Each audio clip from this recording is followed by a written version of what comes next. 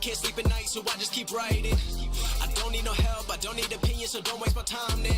I just been living online, my city don't show me no love and that's fine. Fuck local radio stations, I got more plays than all of these rappers combined. I'm going again, I've been going in, I'm fed up with so many things. I gotta just let it all out, I'm talking about the shit they've been talking about. Telling me I should do this, telling me I should do that.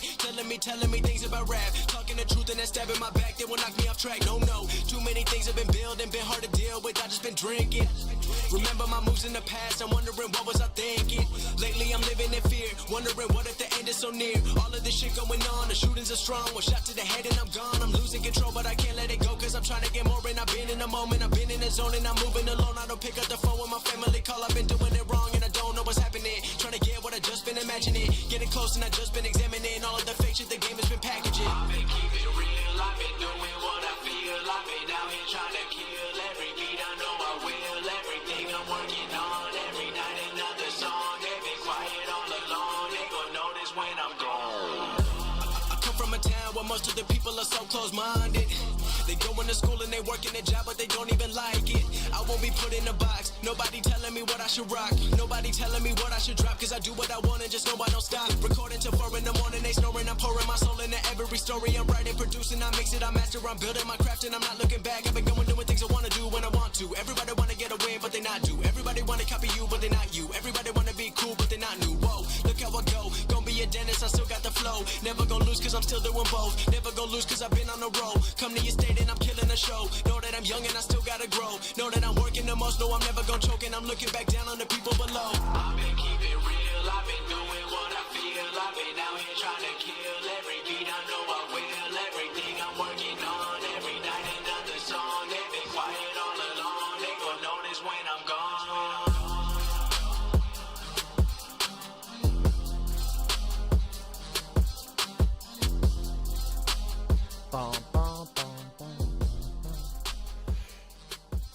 Some weird delay now on my fucking shit. Yo, what's up, you guys? Welcome back to the channel. Welcome back to the stream. What's up, TKE? You are first. That is correct.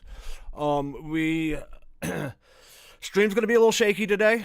I had a problem with the CPU or the GPU loop yesterday. The GPU loop exploded inside of the computer, so it had to be completely disassembled. It blew this power supply. It blew up 2 of the capacitors inside of this power supply. We almost didn't have a stream for a couple of weeks because I couldn't find another power supply. So I ordered it. It's going to be like sometime at the end of next week. But I bought a temporary one for now to use. It's just sitting behind the computer. But yeah, narrowly averted disaster because I thought the computer was toast. Yeah, if you look at my community, here, I'll put it up on stream. Why is chat? Oh yeah, chat's showing alert box, Razer, center monitor. Open. Why is center monitor not?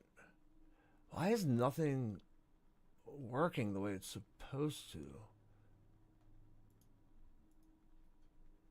Like it didn't capture my center monitor. Give me a second, guys. Because I had to reset up everything, some of the settings are fucking wonky, so yeah, this isn't gonna work. We're gonna have to delete this and remake it. Fuck. Alright, give me a second, guys. I gotta delete this.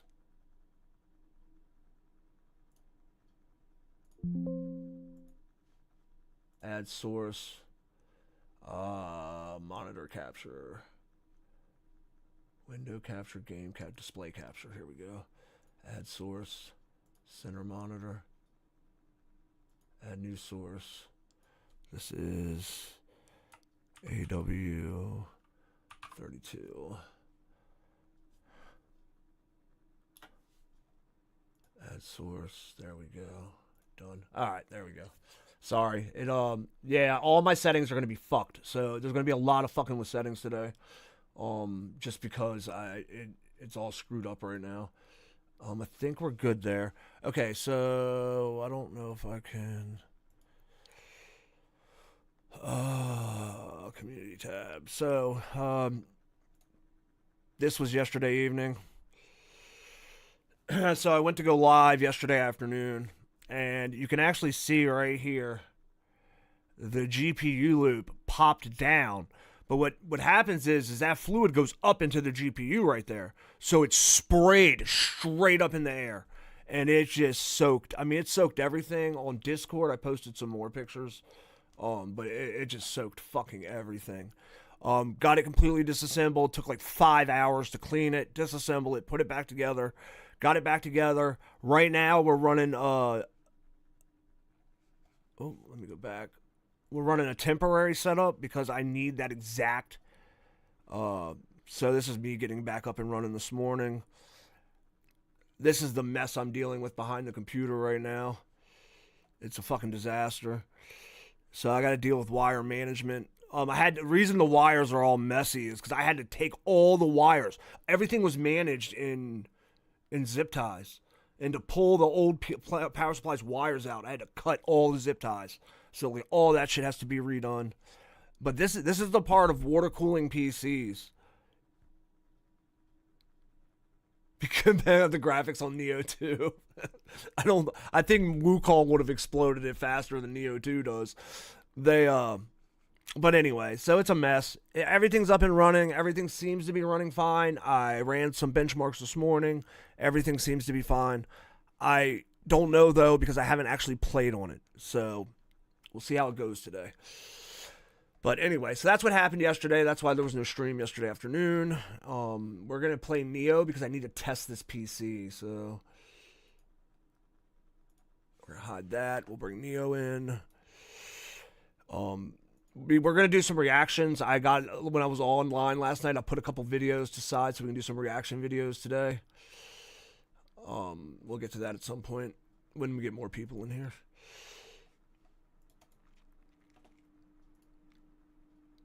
Oh, it launched. That's a good sign.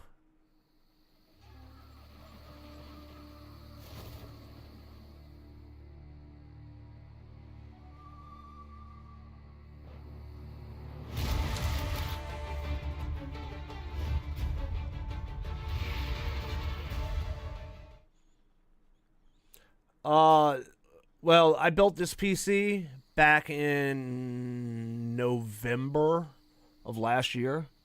But it's kind of, so a lot of the parts are reused. Like this power supply that blew up, I've been using this power supply for 10 years. I bought this in 2014. And I've been using it since 2014. No issues with it at all. The only reason it popped was when I cleaned the PC. I got everything back together. Everything looked good. I went to fire this up. It had fluid inside of it still. And it blew a capacitor up, blew 2 capacitors up. I couldn't get to the fluid, so it was so deep in the power supplies I couldn't get to it. So it is what it is. New power supplies on the way. I got a temporary one running the computer right now, just sitting behind the computer. I need to check my audio. I need to see how my audio is once this game comes up because I don't. All my settings have changed. So let me pull my channel up and see if I can listen to it a little bit.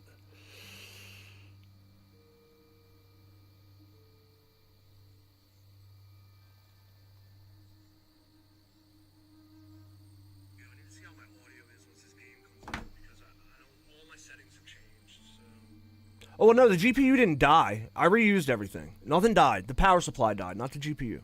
GPU's fine. Thank God. Thank God. You know why the GPU's fine? Because the GPU's wrapped in a water block. The water block covers the GPU completely. So when the fucking fluid sprayed, it couldn't get inside the GPU. If it was an air-cooled, well, it wouldn't have been air-cooled because you wouldn't have had the problem. But if it had been opened with no backplate or anything, it would have ruined the GPU.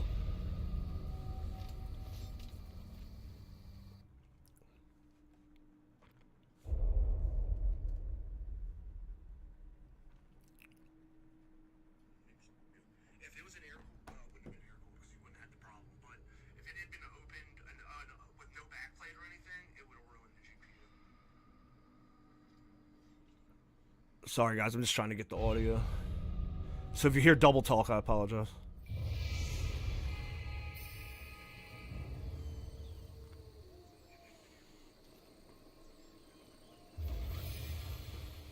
I don't remember what we were doing when we stopped.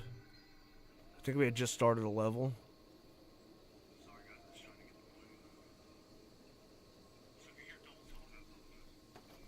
Want to do combat and listen?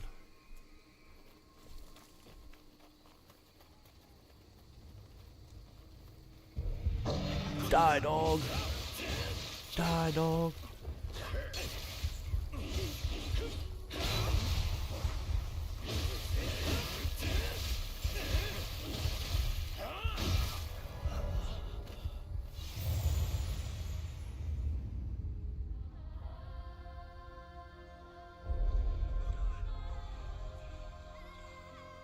Alright, seems to be alright. I'm just gonna leave it alone.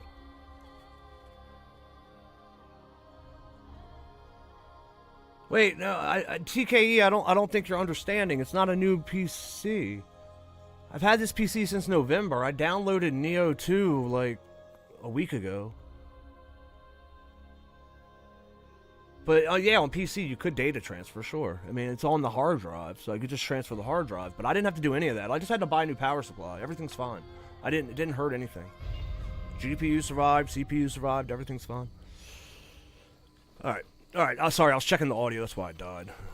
Audio's good. So we're just gonna go ahead and blow through this level. I think this is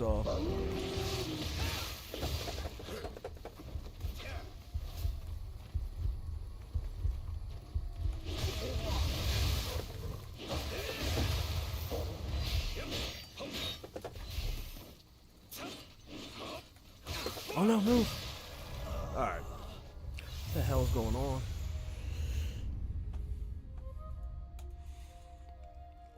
So video games are saved on your hard drive, not on your GPU, so GPU just processes the graphics. No, actually what we're gonna do first is fucking kill this guy.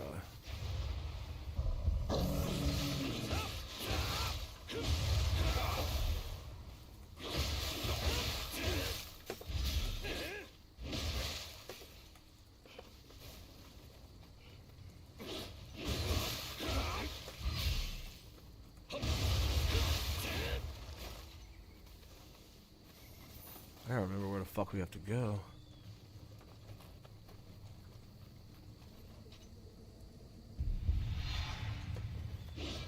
Oh, you got a big ass sword.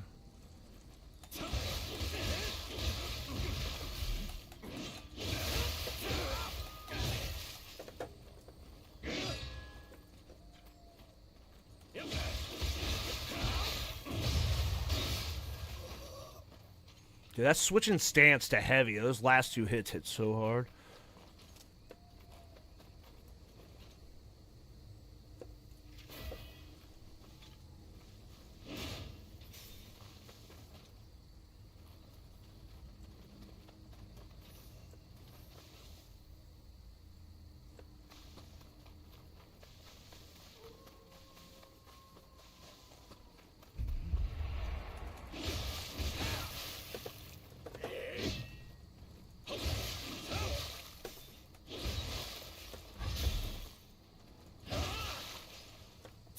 I have a weird delay. What is going on with my dodge?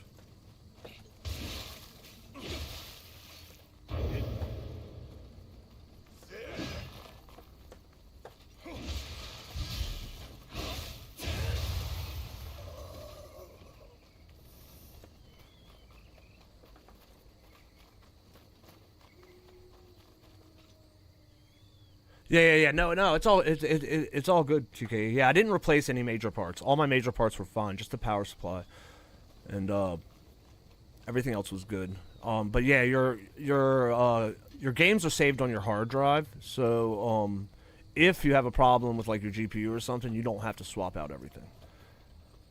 Or you don't have to data transfer everything. I mean, it's very similar to a console, because the console you have a hard drive, and that's where all your data's stored. I'm dead. You have a hard drive, and that's where all your data's stored. And then, so if your console breaks, technically you could swap hard drives.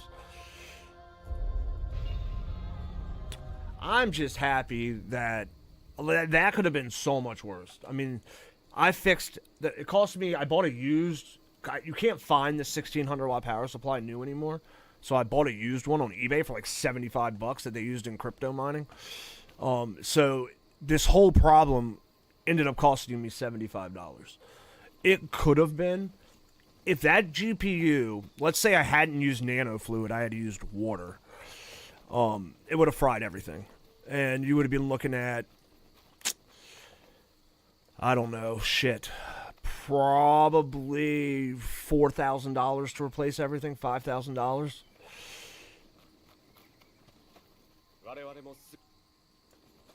So, yeah, and that's why you use nano fluid. Even distilled water, if distilled water gets dust in it, it becomes conductive. So, I don't use distilled water either. Not really sure why the nano fluid popped the capacitor on the power supply.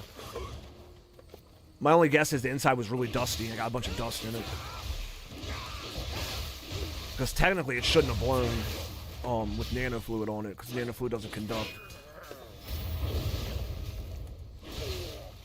Jesus Christ, die already. Fuck.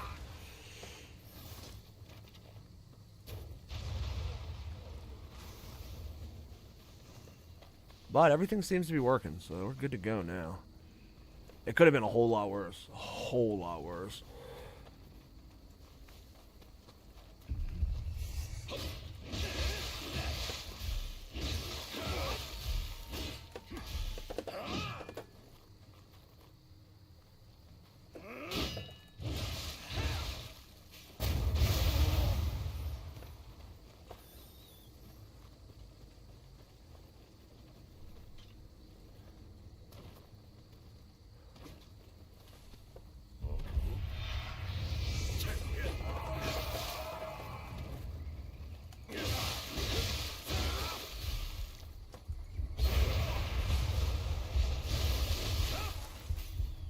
There we go, cleared them out.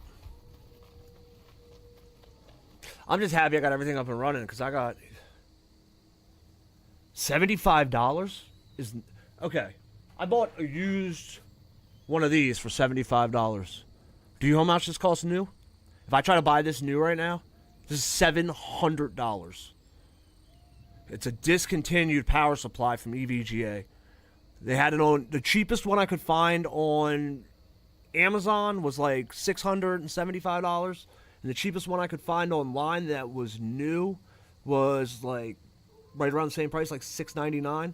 I found one used one for $400, but then I found a guy on eBay that's selling it for $75. The reason he's selling it for $75, no wires, but I have all the wires. So anyway, it's an expensive power supply. If you had to replace that, even if you went with a new, different brand, you're looking at for a 1300 watt. This is a 1600 watt, but for a 1300 watt, you're looking at $500. So I mean, it was a 500. If I couldn't have found that used, it was a $500 fuck up.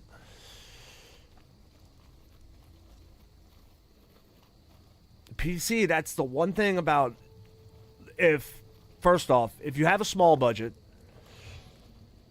Man, the PC dude. Yeah, so if you have a small budget, I recommend sticking to air-cooled or all-in-one coolers. Because that way, if something breaks, you don't have nano fluid spraying over everything. People that go water-cooled, my best advice is just,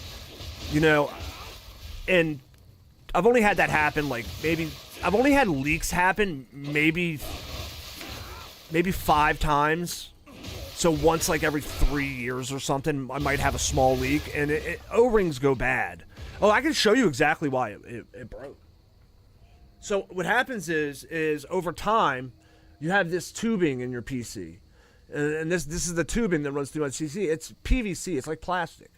And what happens is right where the O-ring hugs it. I don't know if y'all can see it, but it's indented. And what happened is over time. PCs are expensive. I agree with that. Over time, what happens is it gets this little indent right here. And that indent allows fluid to pass or allows the O-ring to slip. And what happened was the O-ring slipped. And when the O-ring slipped, it just fucked everything up. Consoles are, depends on which one you buy. But yeah, between $500 and $700, depending on which one you buy.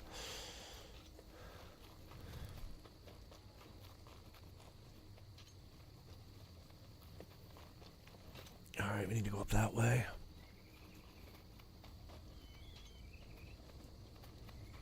Oh, wait, this is the one with... Okay, I remember what we were doing now. This was a pain in the dick.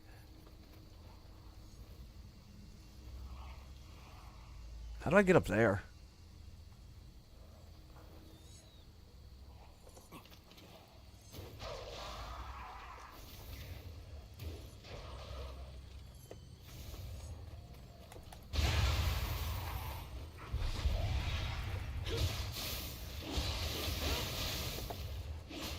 Why am I...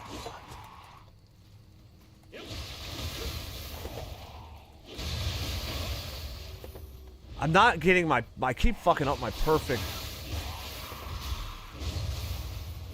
My timing on my, my perfect counter thing, or key things is fucked up. I keep losing stamina. We're gonna go through that in a second. I want to see. Yep, this is what I thought. There's a ladder here.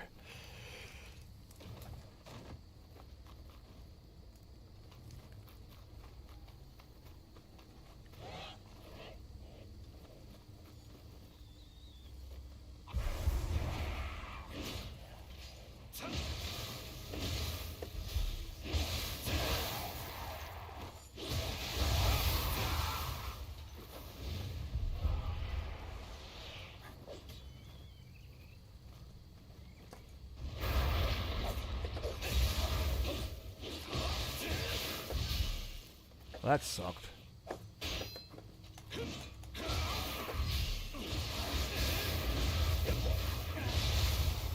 Got him with that heavy. I'm really getting used to that switch.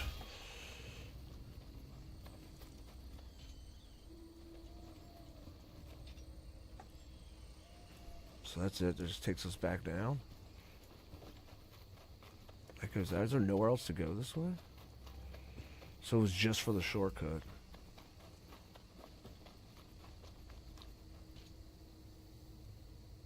Yeah, I mean, I would say if you wanted to buy entry-level gaming PC, not including peripherals. We're not talking about mouses and keyboards and monitors, because you need TVs and stuff to play console, so it's no different.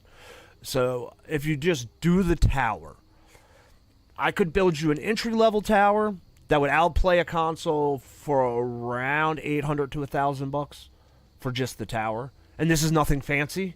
This isn't no cool RG, like it's basic computer, runs video games, works great. Like, if you want what I would call an entry-level gaming, like not a starting point, but like a mid to low, like it's gonna be the console, it's gonna look pretty, like it's gonna have great, decent specs. You're looking at probably $1,500.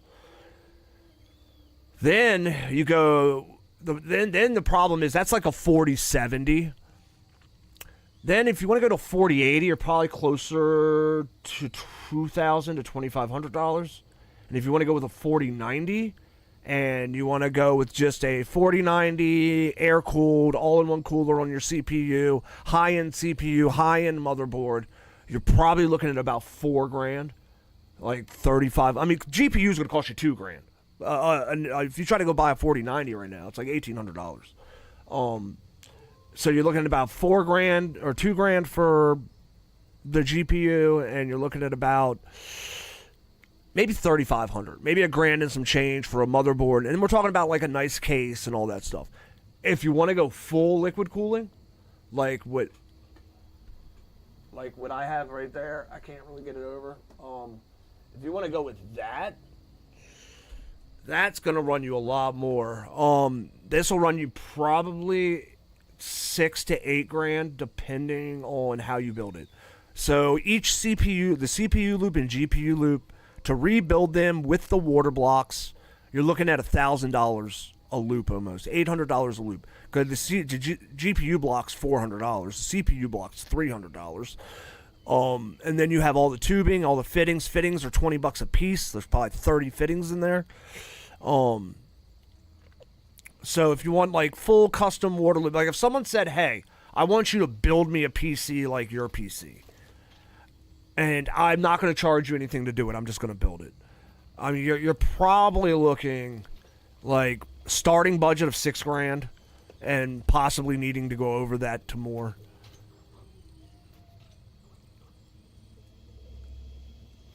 A lot of it depends upon like just how beefy a specs you want.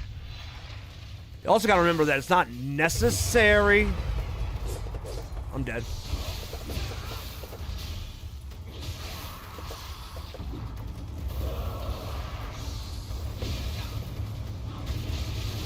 I'm dead. I don't know how to deal with that. Once he sees you, I don't know what the fuck to do. I mean, we can get right back there, so that's not a problem, because we opened the shortcut, so... We're just gonna run past. Oh, wait, where's the shortcut at?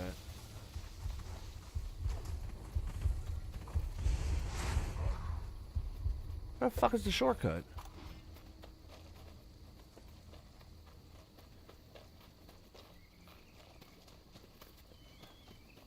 Wait, we kicked the ladder down. Where's the fucking ladder?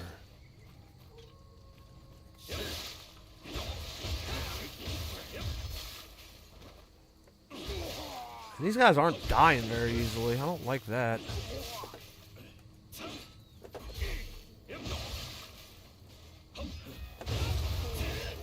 I feel like they're taking a lot of hits to kill, man. What did I fuck up? Attack is 325 on this. What is the attack on the one we had before? 302. Wait, this is way better.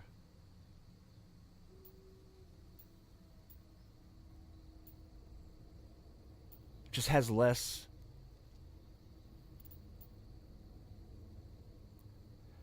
I think this just has that mid-attack 5% damage, just makes it a better fucking weapon.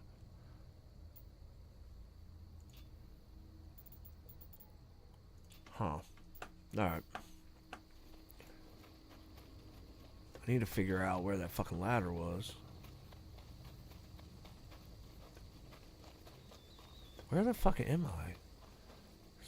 Oh my god, I'm an idiot. Oh, fuck. That was so stupid of me. I have to go right now. See you tomorrow because it's almost 10 p.m. It's night. All right, TK, man. I'll probably be on when you wake up. So have a good night, man. I'll talk to you tomorrow for you. Later today for me. We'll be on tonight. We'll be doing reaction videos tonight.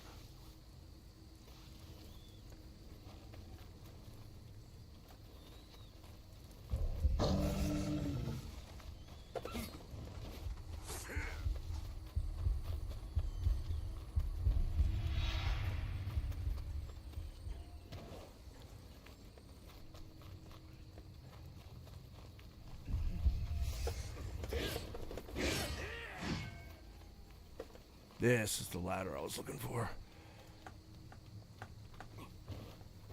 At least we don't have to go back and grab our shit. We already have it on us.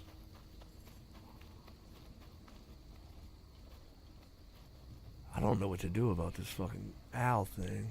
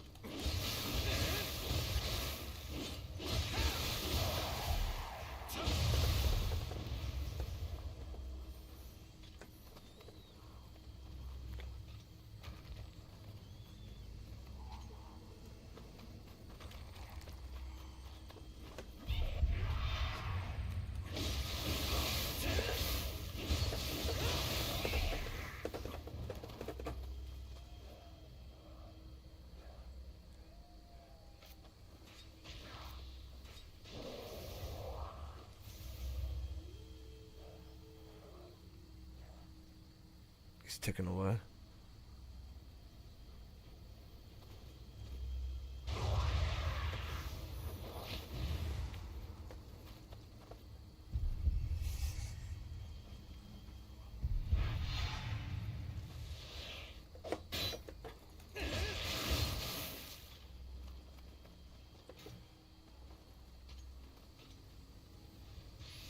That's where I died down there.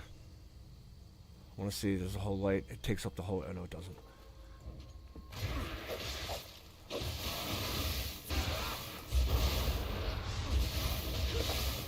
No!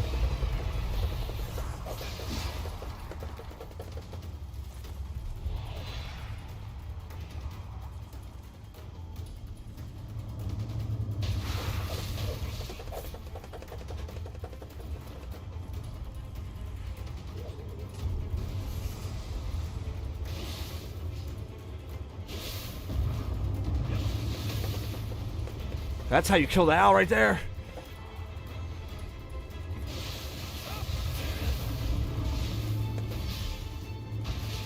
No! Die, owl, you fucker. Oh, I killed him just in time to die. Fuck. Wow, that was rough. That was really rough. Holy shit. I wonder where everybody is today. We had like fucking 8 people in here yesterday at this time.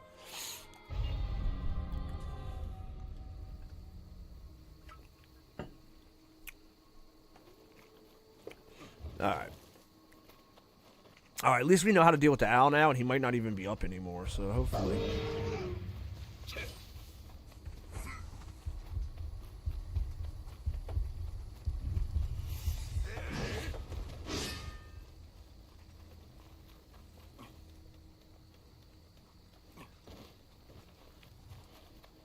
See if he's gone. He is. Yes. Alright, bet. He's gone. Makes life so much fucking easier.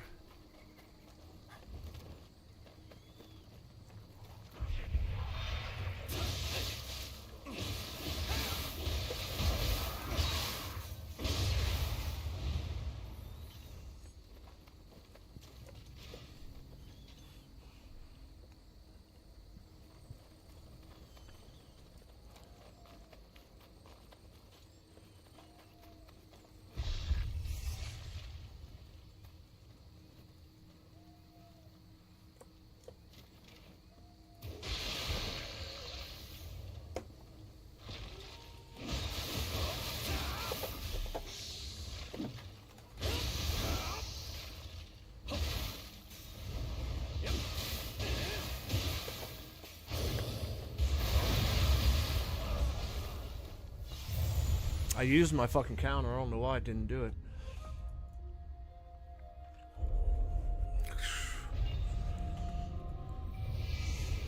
That sucked. Okay. Guys in this level are a little harder than I expected. They just take a lot of hits. Seems like they don't take as much damage. We're gonna keep running. I think we're gonna run. Shit. That almost fucking killed us. Stop chasing me.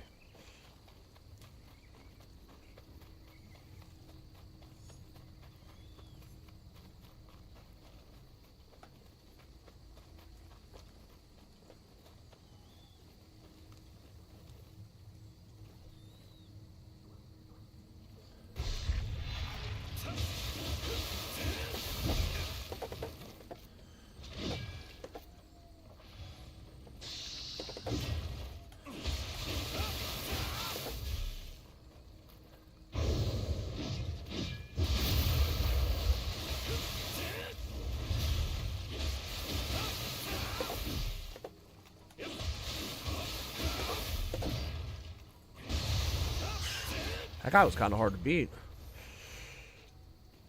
Seems like he's taking a lot more damage than they were before. Alright. The whole reason we came here was for him. Yo, Amputee, what's up, man?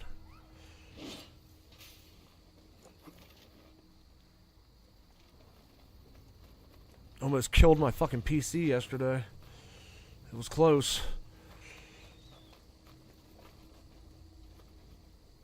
Damn, let's go this way.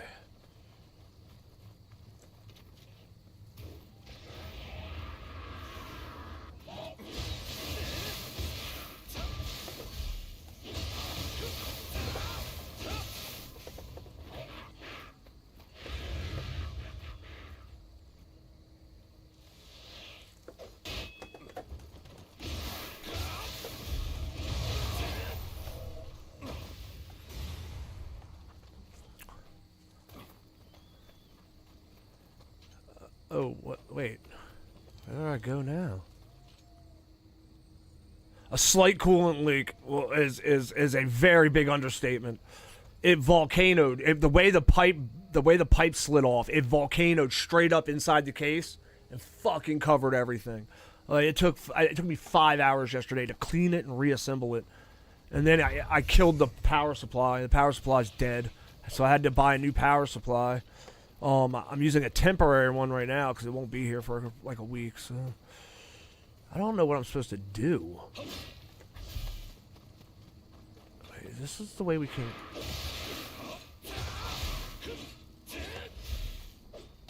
Oh, you fucker.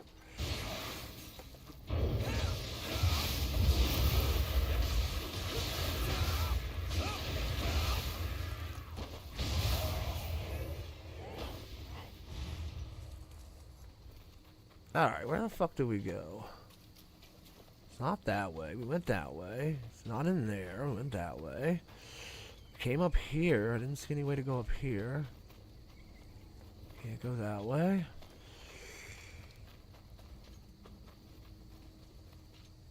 That's where we were down at, and it dead ends right here. It all dead ends right here. Like, I don't know.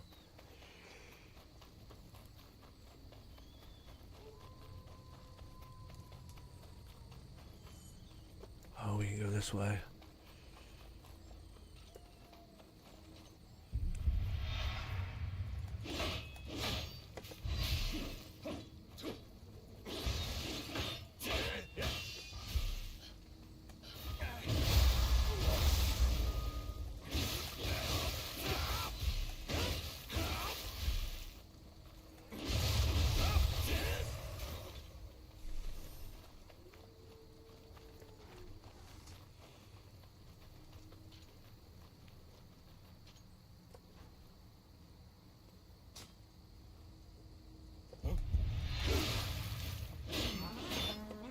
Oh, that's not good.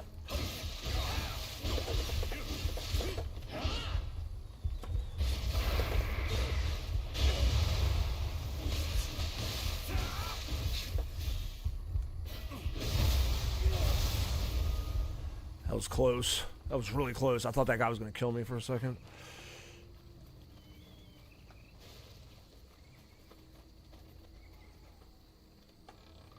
I guess I'm just gonna stick with air cool. His custom loot would be badass, but I'm not. Yeah. So I can tell you exactly what happened. So, you use this stuff called PTEG tubing, and it's essentially a plastic. And the thing with custom loops is, especially if you're using a lot of fittings, is if you look, you do. It's this side. Wait, let me see which side it was. I think it was this side. So you do. I mean, you're a mechanical type of guy. So look at this. What do you think happened? The tip shrunk. So when it shrunk, the heat shrunk the plastic just enough for the O-ring to slip off. So when you run, I don't do it a lot, but when you run this type of tubing, when you do like a yearly cleaning, technically you should replace all this tubing. So, I mean, if you do non-rigid tubing, if you do soft tubing, not nearly as big of an issue. But when you're doing compression fittings, where all that's holding it on is the compression on the O-ring, when it does this and it slips off, and there's nothing you can do about it. Yeah, I mean, look, if you don't have the ability to replace a couple $100 worth of parts on a moment's notice, like, especially if you need your PC, like if you can't afford to spend $300 to do a repair, like immediately, I don't recommend custom loops for anybody, because you have to be like, you're gonna have issues. So that's I think I was trying to figure it out yesterday. I've had either 4 or 5 leaks over the years. So I've had 4 or 5 leaks. I've only had 2 like that were just eruptions, and that's in a period of like 20 years. So it don't happen very often. You're like once every 3 years, once every 4 years, I get a leak. And it's usually because I haven't replaced the tubing in a long time and it shrinks. Now, glass tubing doesn't have that problem. Glass tubing is really hard to work with, though. It's really hard to cut proper length, and I don't like dealing with glass. So.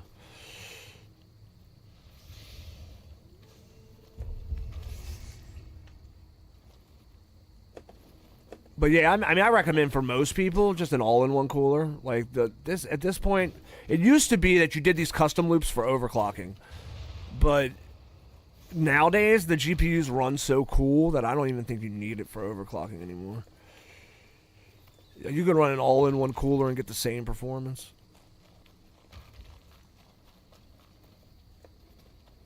Or very close to the same performance. I mean, it really depends on what type of rads you use and shit. But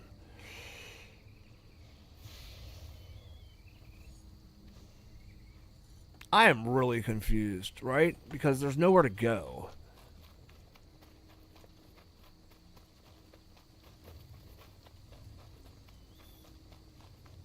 This way, maybe? Ah, this way, okay.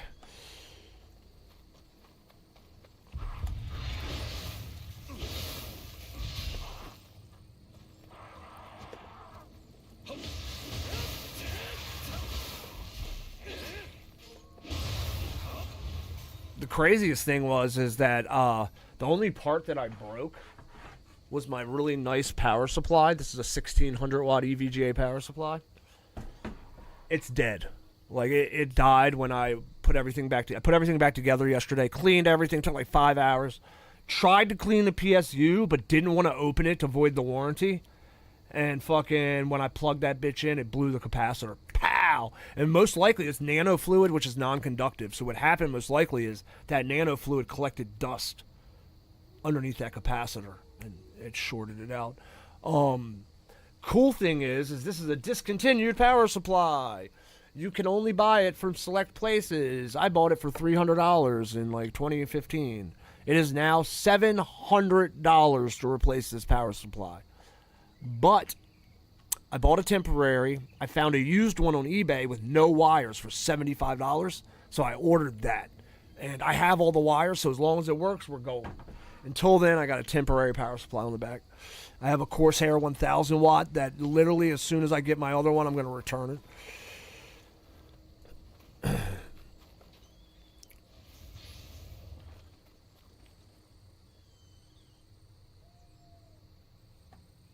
That's my thing, is I like tinkering. Like, I like playing with shit, so.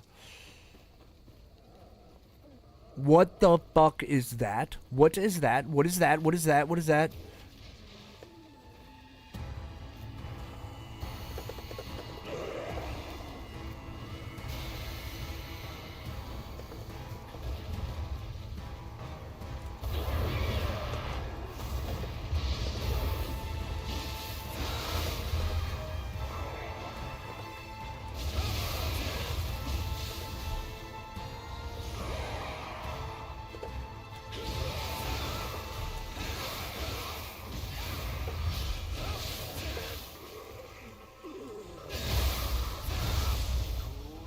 Oh, I'm glad it's dead. That was kind of sketchy looking.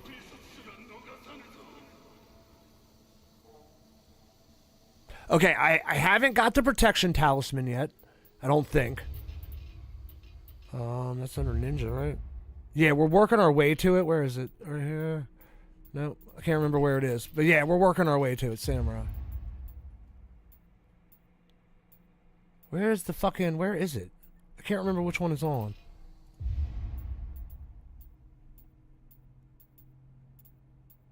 Right there. Okay, we're working towards it. We have to clear this mission still. So we haven't got that yet. I did get Cyclone, but I cannot get it to work. So I got... Wait, I don't remember where it is. Cyclone right here, right? So it says, follow up a quick attack with a series of slashes while spinning. I can get it to work in high stance. I can't get it to work in mid stance. So I'm in mid stance right now, right? So if I do some quick attacks, 1, 2, 3, and then press this, hold on. 1, 2, 3. It just doesn't do it. Hold on, let me stamina come back. It does something else instead. Set it in skill. I have it set in skills. I think. I'm pretty sure I set it in skills. High stance. Wait. This is for this one. Yeah, Cyclone, high stance, into combo. Oh, no, I didn't. You're right. Bro, thank you. I looked here. I saw high stance. I didn't even think to look in mid stance.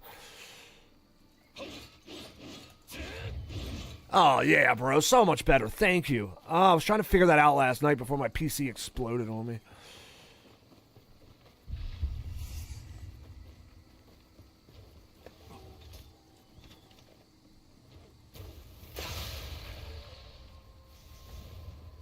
So now I can do 1, 2, 3, 1, 2. Oh yeah, it's so much better, bro. Also, I figured this out too. I can go high stance. So I go 1, 2, 3, shift to high stance, double tech. And it does like a double spin thing. So I'm getting used to a little bit more used to the combat where you have to switch stances mid-combat.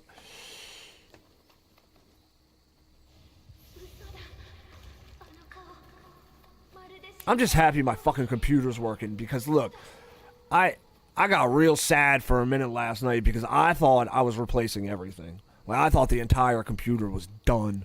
It had so much fluid on it. I mean, it was all over the motherboard, GPU, it was all over everything. Literally thought it was toast.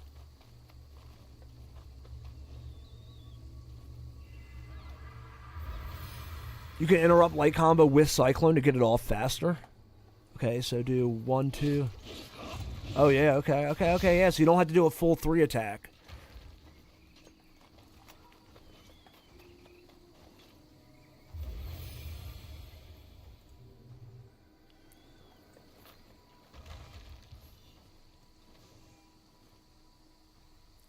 Yeah, here, do you want me to go over what happened last night since both of y'all are in here now?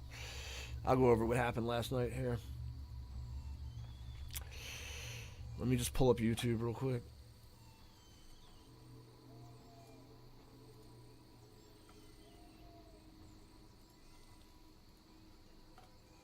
So, last night, so yesterday I got offline at like 2 o'clock. I got offline after like 2 o'clock and took a break. And I went to get back online yesterday. And my... can I zoom in? How do I zoom in? I can't remember how to zoom in. Where the fuck is the zoom button for... Chrome moved the zoom button. It's really annoying. So, it exploded last night. And I don't know, y'all might not be able to see it very well, but right here is where it broke.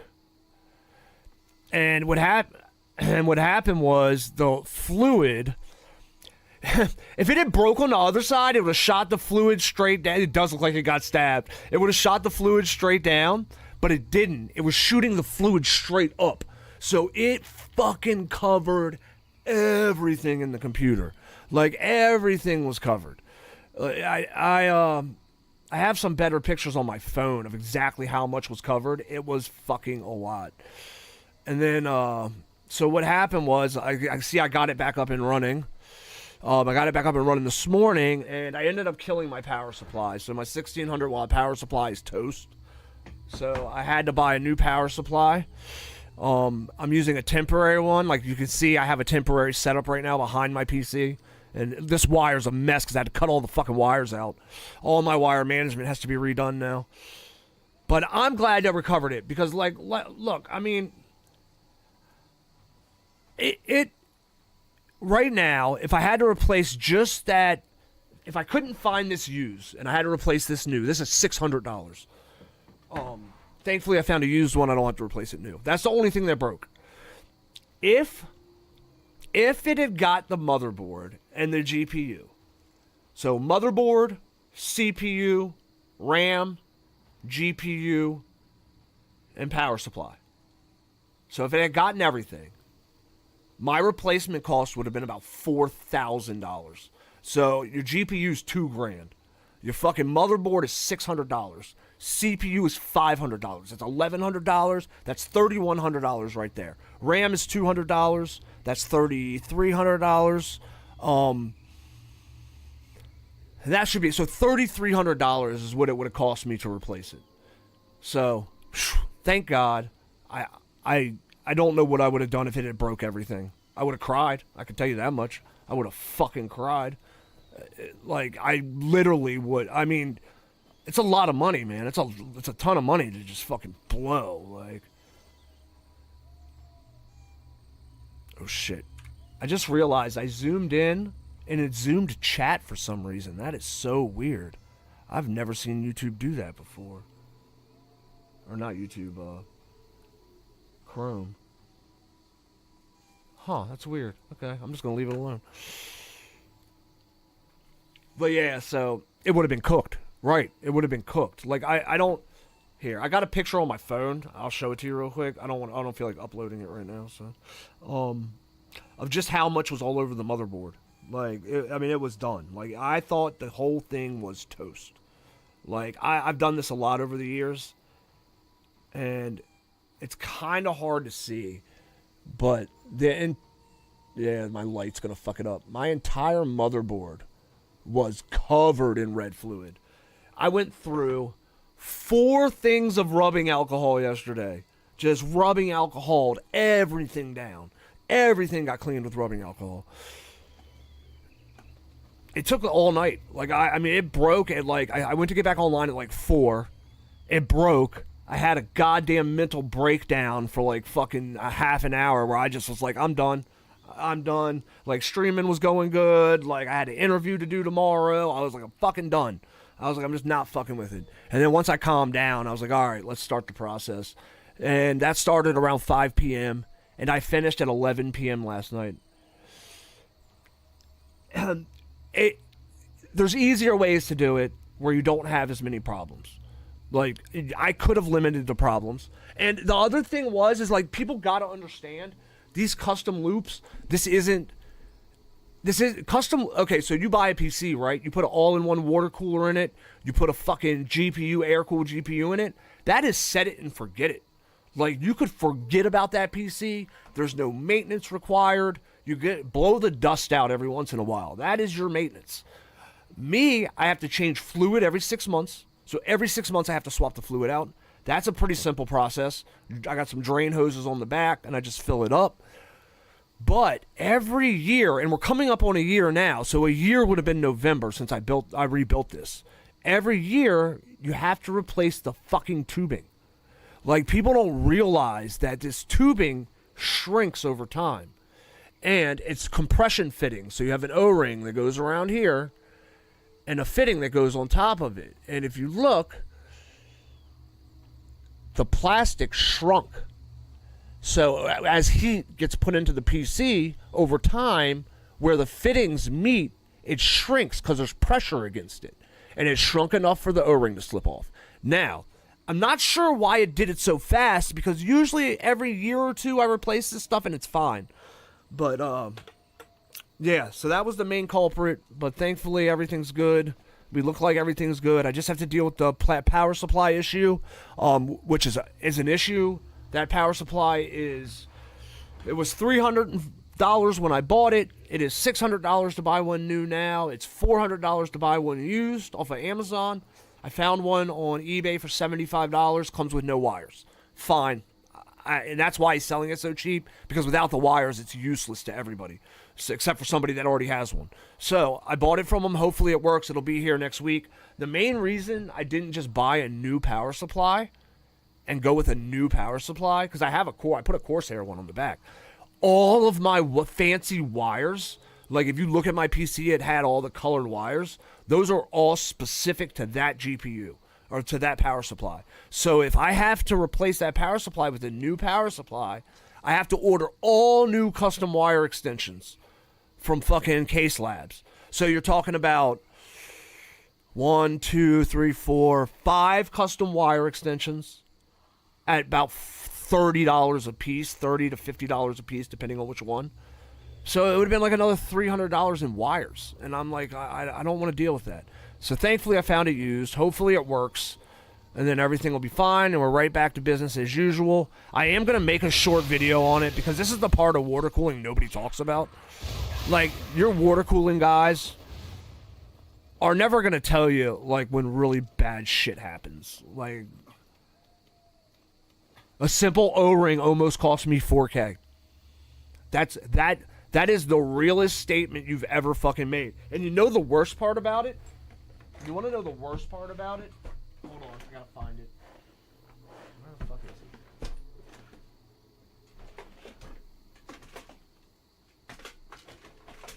The worst part about it is I have a case full of fucking O-rings. Like, I have cases of parts for this PC. Like, I just didn't. It happened faster. The shrinkage happened faster than usual. which was odd. But I know why the shrinkage happened faster than usual, because the Intel 14900K fucking CPUs get hot as fuck when you first fucking overclock them. Like, when they first boot up, they get hot as shit. And that extra heat is probably what killed that O-ring and that piece of tubing. What was that? Anyway, and I thought that was interesting. Like, it's something a lot of guys don't really talk about. When the bad shit happens, a lot of guys just fix it. And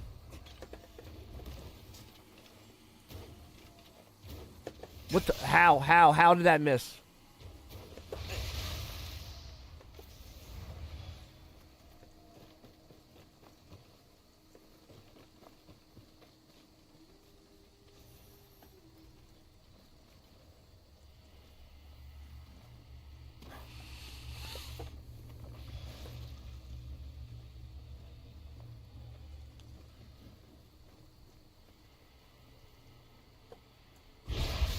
I cannot get the backstabs to work. I hit the wrong button, that's why. But sometimes they work, sometimes they don't. What build am I using right now? I'm so early in the game, I haven't even looked up builds yet.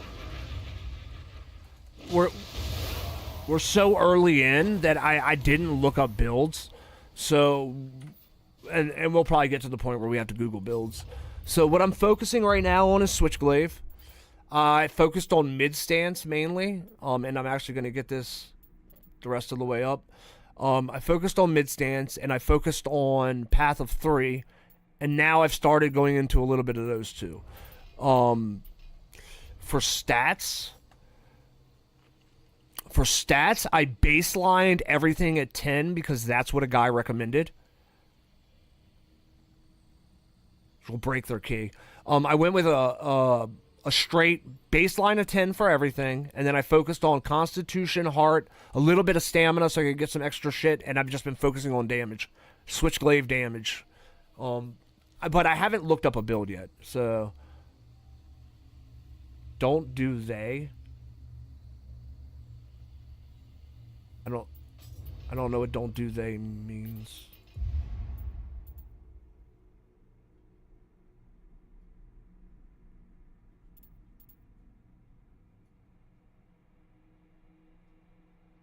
Just put everything in magic. Yeah, that's pretty much what I'm focusing on now. I might get a little more health because I seem to be dying kind of fast right now. But yeah, that's my main focus right now. Is I'm just looking at the passives. I have 1 point to use.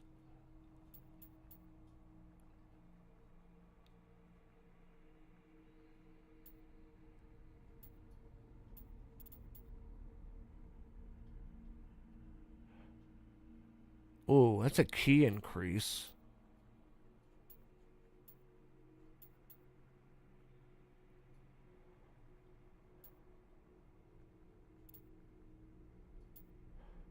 That's a passive. That gives you key. I'm gonna grab that. I mean, I can respec at any time. I have the stuff to respec, so...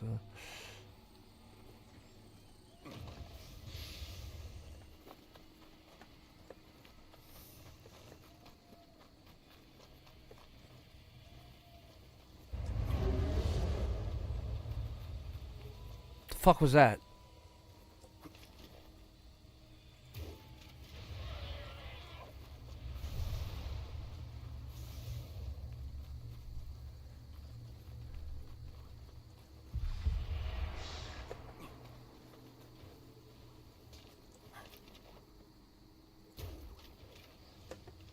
How the fuck did I miss him? How come I can't hit him?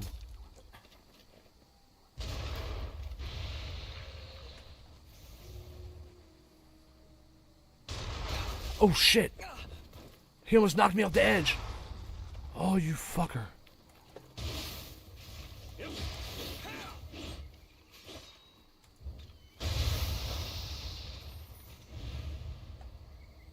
Put everything in magic. That Biwa makes revs spawn. Yeah, cannon guys. I didn't realize he can knock. I didn't realize it knocked you back so far. Holy shit. It's fucking close. It was close. Close, but no cigar for him. Alright, two-headed... Oh, no, owl. Fucking owl guy, man.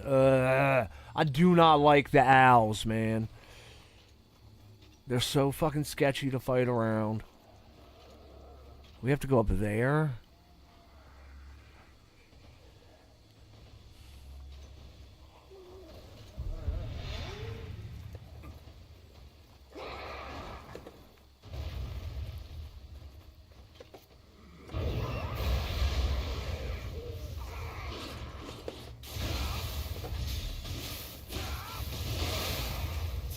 Oh, that cyclone does a lot more damage.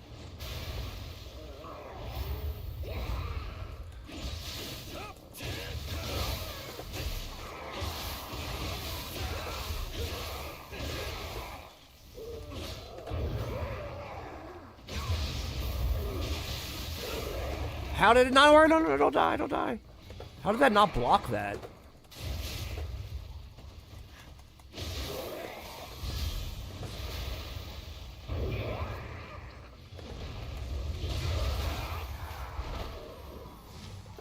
No elixirs, yes. Bro, I'm telling you, it's broken. Just spam that shit. Alright, I will. Next time we fight somebody, I will. Oh, we're on the wrong way.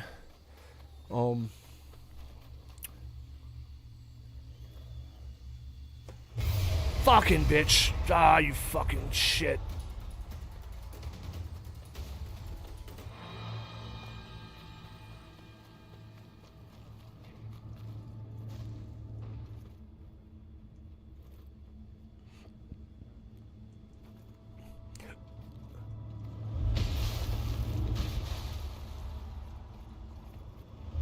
Oh no, he still sees me.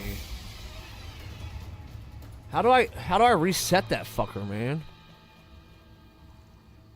Yeah, I know how to. I know I gotta break the crystal, but how do I reset the owl so he's not shooting at me? I mean, I see the crystal over there. I'm about to just make a run for that shit.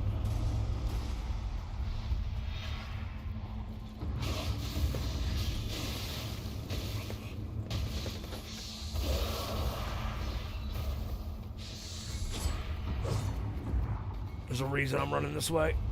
Alright. What's the chance there's a fucking save point? No, okay. Oh, the crystal's shooting at me? I thought that... But I thought it didn't shoot unless it saw me. I thought... Oh, we're gonna die. We're gonna die. We have no health left. Yeah, no, I know. I see it right there. I'm trying to fucking... I don't have no health. There we go. Stop shooting me, you fucking prick. Right there, the tree.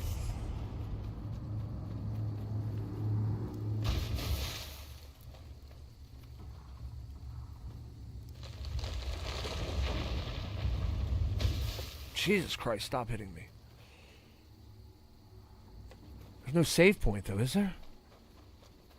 Oh, there is. Good call, bro. Good call. That was a solid fucking call. Yeah, I got it. Solid call, man. Solid call out.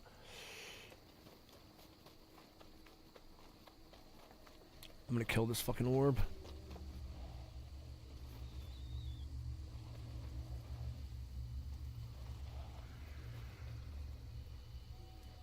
Where'd the orb go?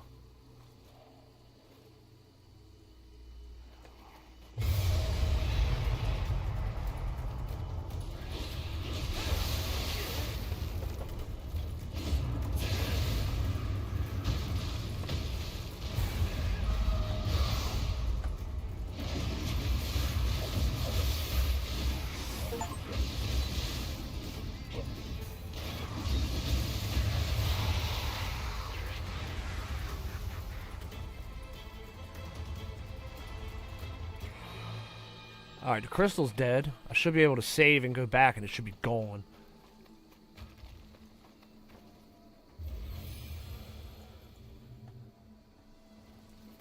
Use the burial talisman, orbs can't hit you. Alright. Did not know that. I just want to see if it's gone, right? Yeah, it's gone. So we can do this quickly.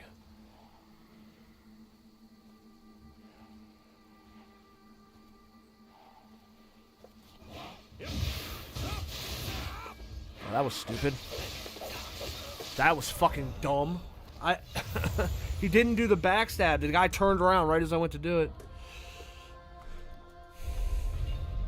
See, that's what I mean, where I died one combo, man. I wish I had a little bit more health so I could at least survive one onslaught of fucking getting hit. Because sometimes you can't stop those fucking combos, man. They come quick. Alright, I got an idea for this.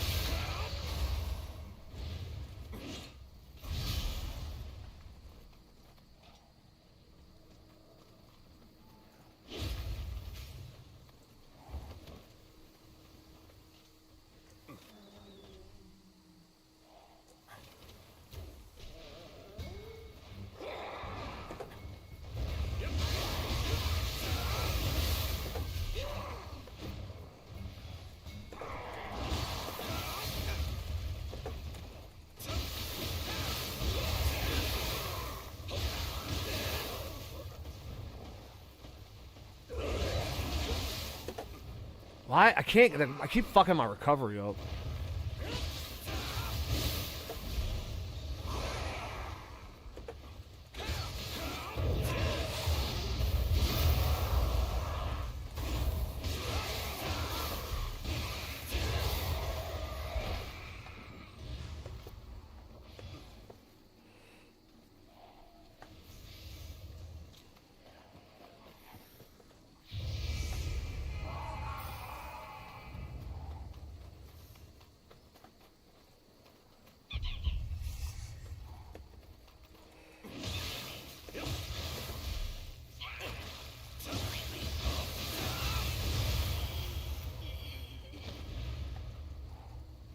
Yeah, Cyclone works really well. You are definitely right about that.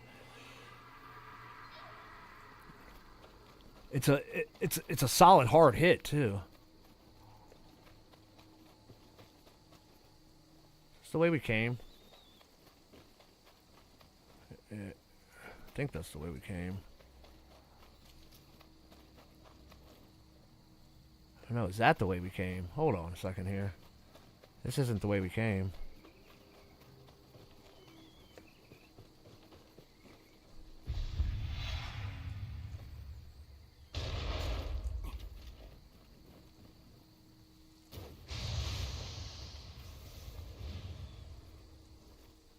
Fuck does this go?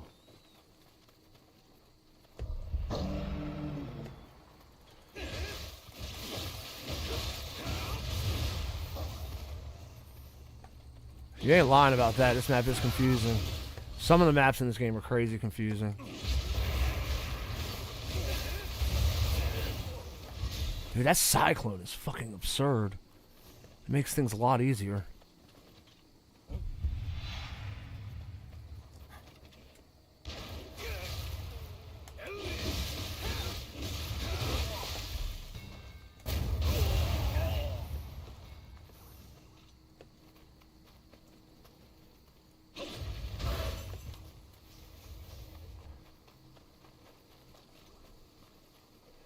Is that all I had to do over here was break that jar?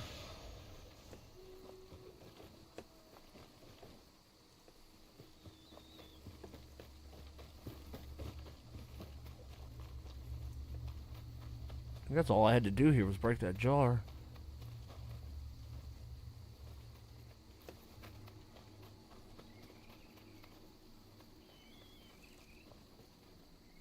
We gotta go that way.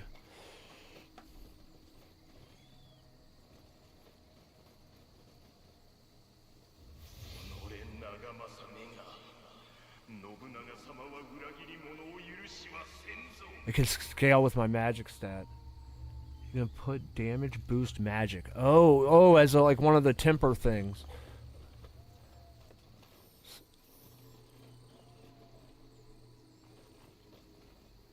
Oh man, I do not like fighting this guy, and I don't want to fight him right here.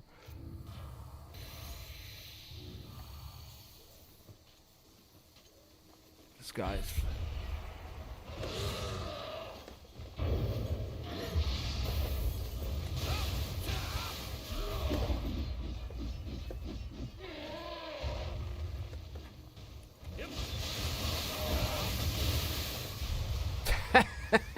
You fucker. That was funny. Yeah, Tingus or my least favorite. Yeah, I don't like them, and I don't like the snake ladies so far. They're tough. Snake ladies are tough too. Where the fuck am I at, man? This map is like a fucking maze.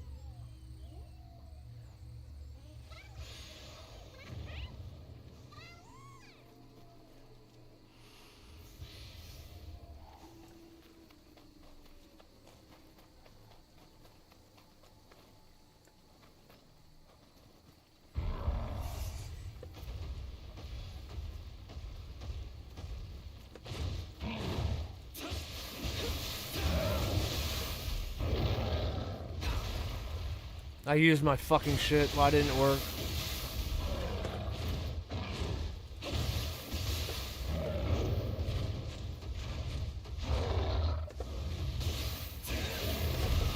Dead.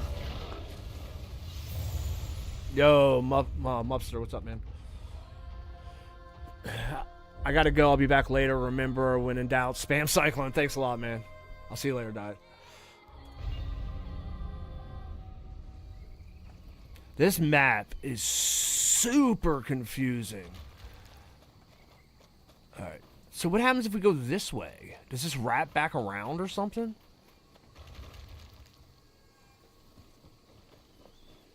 Oh no, wait. This is the start. So this isn't even the way to go. This is the starting line. So then... Oh god. Fucking I forgot.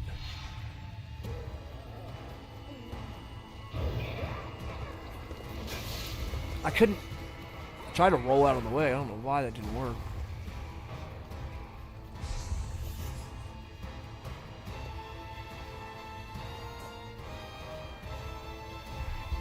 Did I go the wrong way? I think I went the wrong way.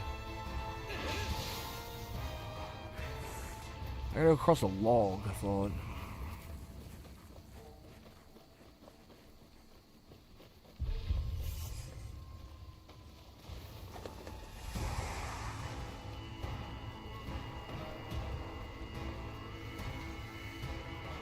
There you go, this way.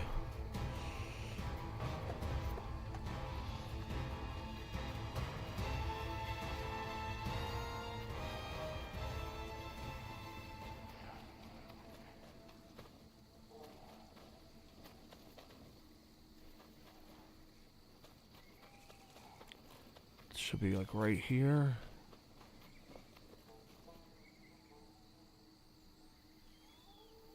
For some people that played at launch are still lost on this map, forever trapped. I honestly believe it. This is a very confusing map. I would believe that fucking legend. legend has it, they still wander.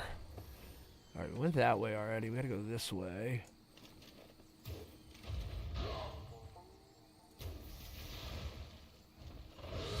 Ow. Should have blocked that.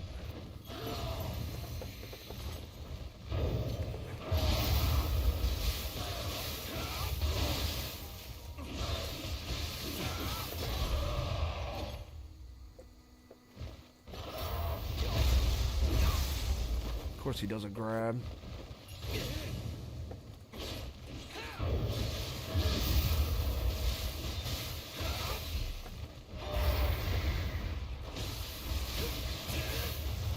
Thank God, man. I fucking hate those guys.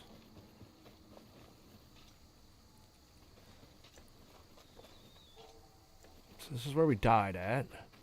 Fighting this big fucking guy down there. Let's go up here. See if we can't drop down on the top of him or something. Oh, you fucker.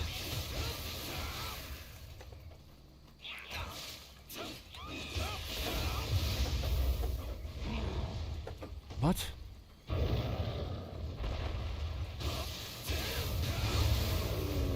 How do you turn into a big monster? That was weird. Never seen that before.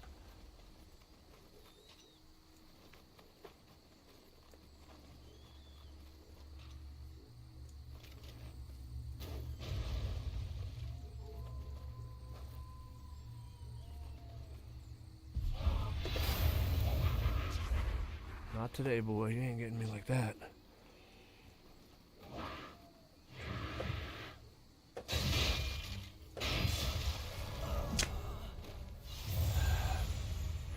Did back-to-back combos. It didn't even fucking take a pause.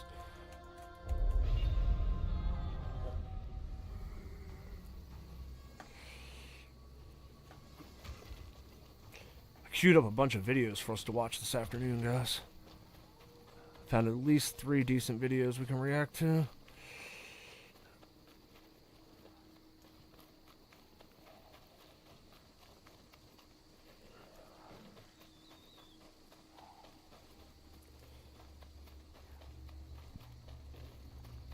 I need to find a save point in this direction, because that constant running back is annoying.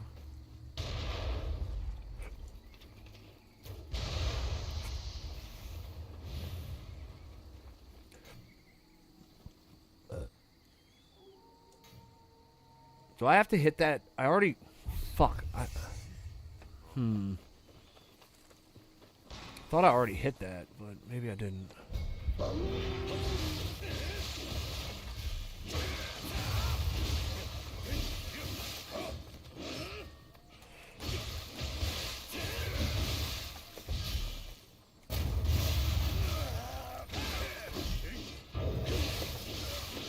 Come on, man. Get fucked, stupid. Ugh. That sucked. I'm not liking this level, guys. This level's becoming annoying.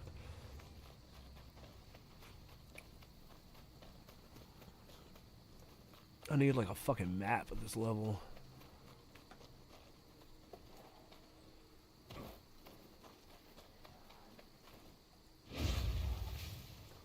Oh, that just gives me power. Never mind. I don't have to get that.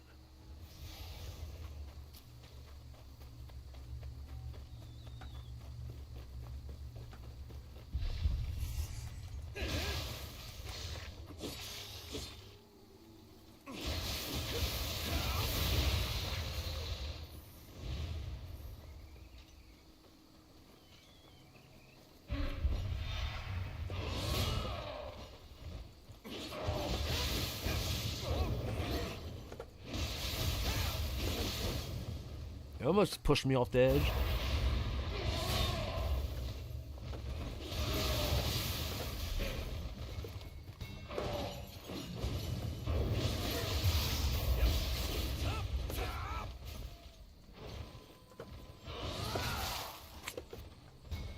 I hate these fucking guys, man.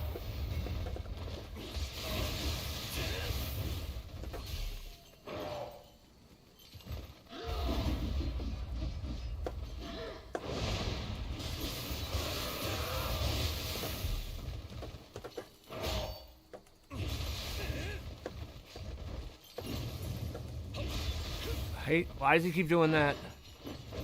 Instead of his...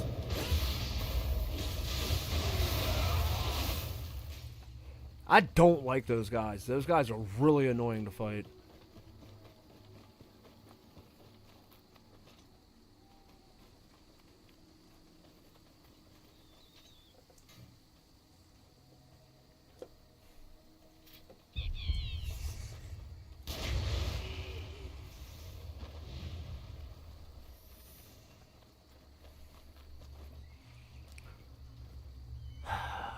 I'm gonna fight him. So I'm gonna go down there in that building. Actually, I might be able to get in that building without fighting him.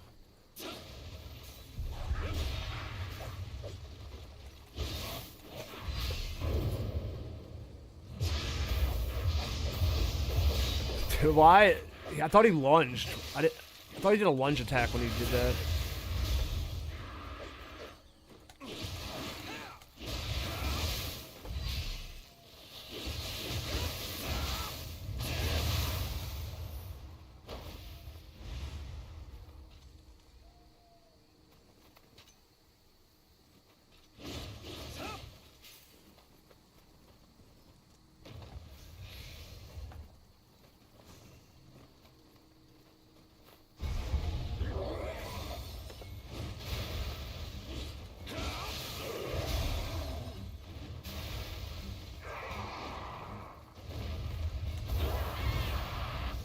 Didn't work.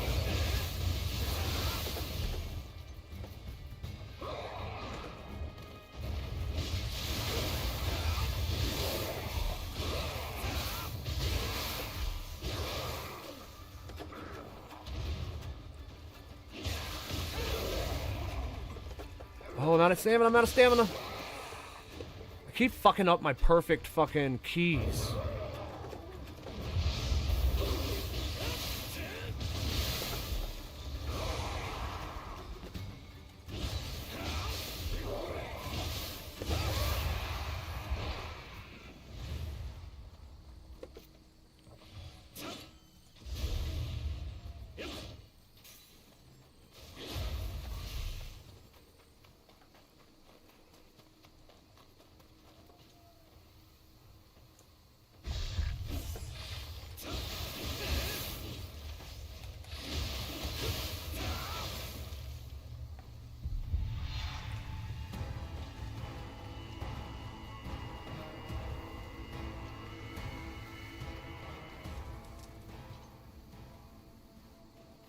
Oh, there's a fucking spot right there.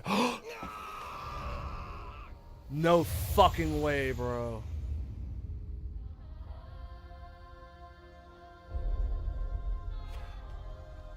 That's a fucking OLED monitor problem, man. It's shit's so dark, it's hard to fucking see. Ugh. Dude, fuck. Oh, wait, no, that's back to the same spot. Wait, hold on a second. We just looped back around to the same fucking spot. Wait a minute. How the fuck did we end up back here? Wait.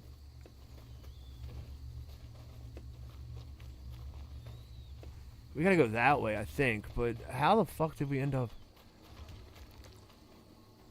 I mean, that is how we ended up back here. Huh. Alright, let's go that way.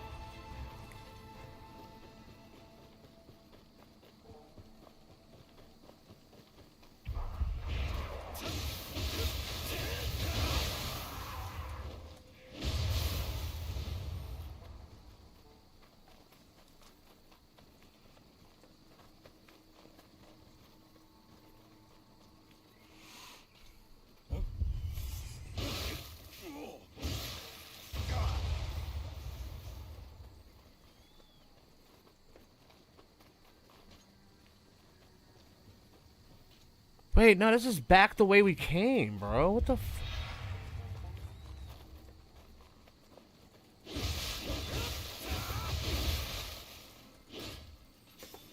I cannot get my perfect keys off. I don't know why. I had a lot of trouble today getting them to work.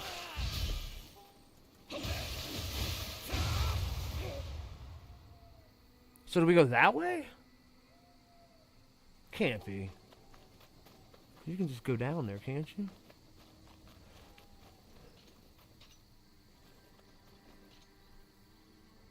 I don't feel like this is the way we're supposed to go. This is a very, very confusing map.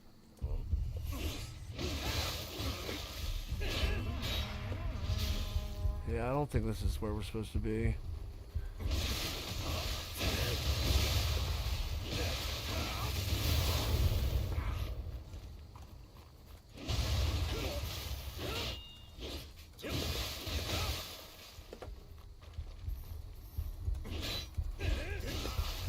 Get fucked, you stupid. Oh my god, it's so fucking annoying. Ugh. I don't know where to go. I'm literally lost on this map right now. Like I just don't know how to get. I just want to go towards the end, and I don't think we're going towards the end.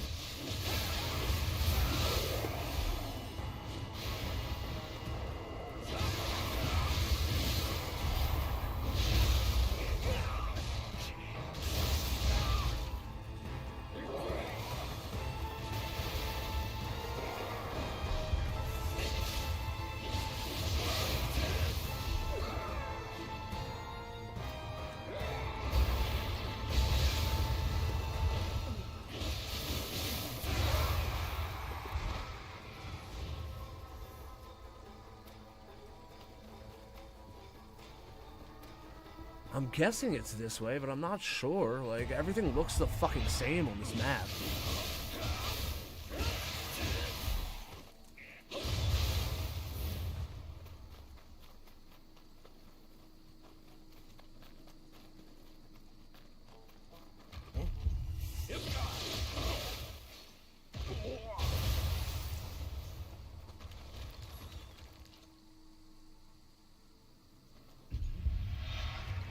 I think this is back to the fucking beginning.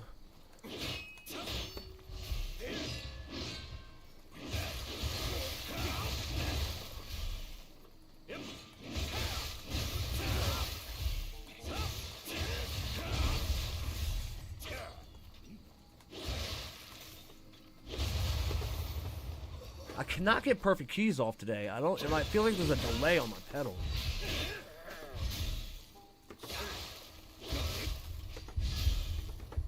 I'm dead.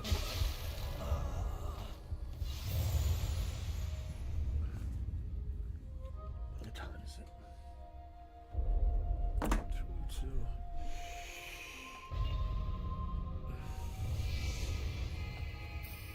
I don't think that's the way to go. I think that's the way back to the fucking beginning, but we're going that way. I'm running past all this shit. I'm not sitting here fighting everybody. I'm gonna run this way, because if it goes back to the fucking beginning, then I'm going the wrong fucking way anyway.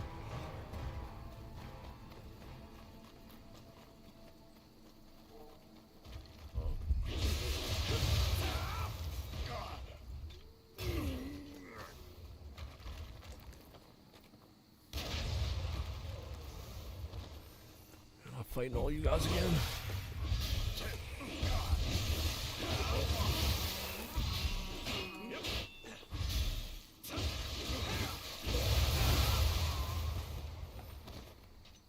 Yeah, we've already been here. I'm 90% sure we've already been here.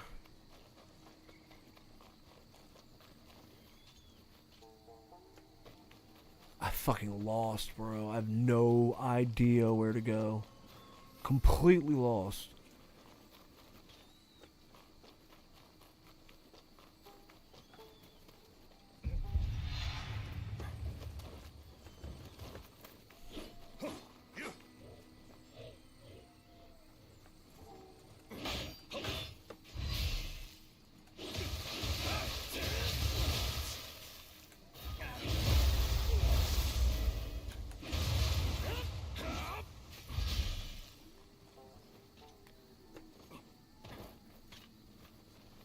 Where's this at? I'm trying to figure out where I am.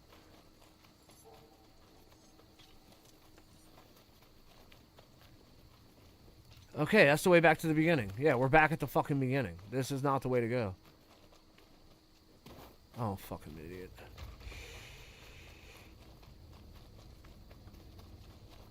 This fucking map, everything looks the same to me on this map. Like, it's so hard to figure out which direction. Yeah, that's the way back. So then, I don't even care about any of this shit. I just want to get out of this fucking level. So this is where we met him for the first time. So it's not here.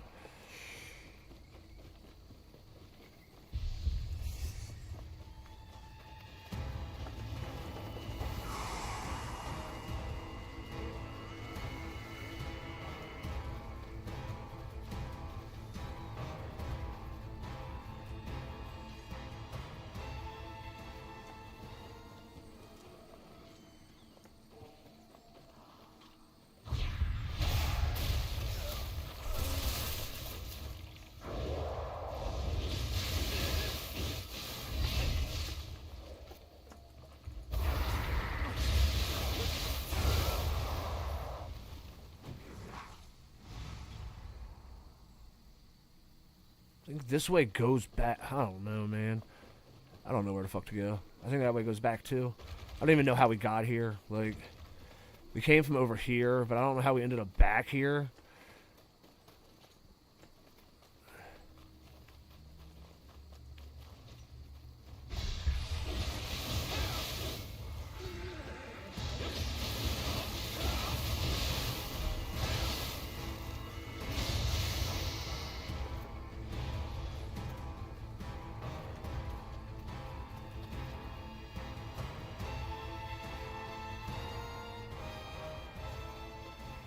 Maybe this way?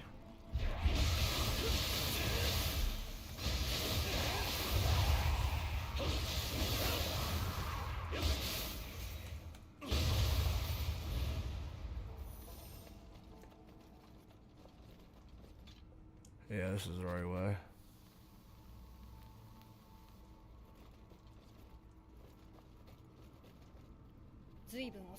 Took your time. I thought you died on the way. Red eyes like birds. Wait, stay alert. Or take this.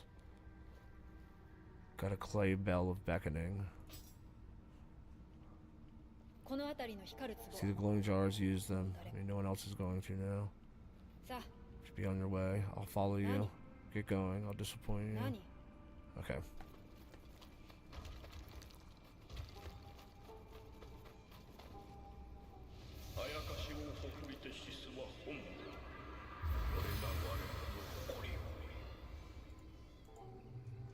Alright.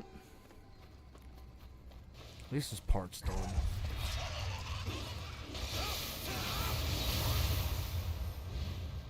Dude, that cyclone attack works so good.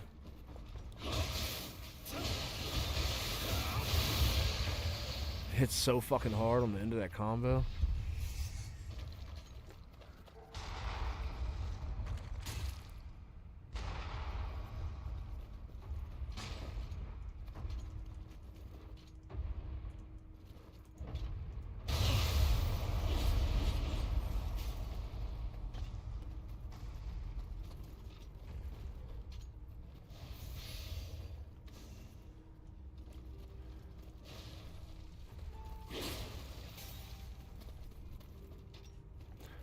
Nothing else in there. Let's see. I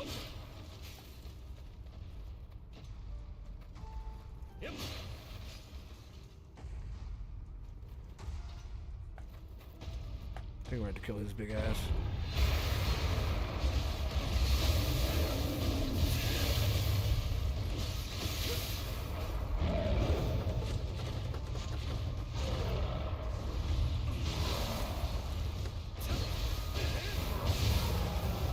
Keep running out of stamina. There we go. At least we got our charge back up.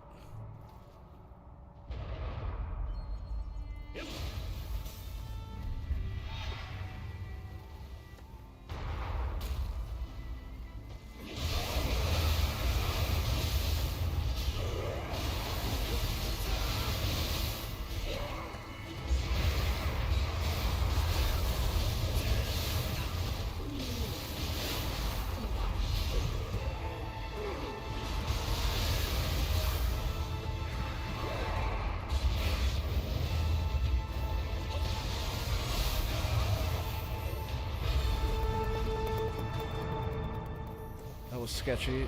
Oh, move! Wow. Wow, really?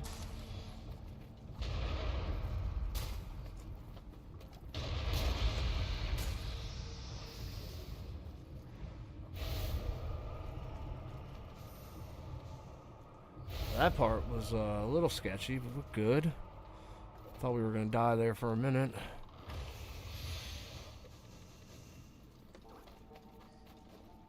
I think there's another treasure chest back this way. Swear we saw another treasure chest that was locked around here somewhere.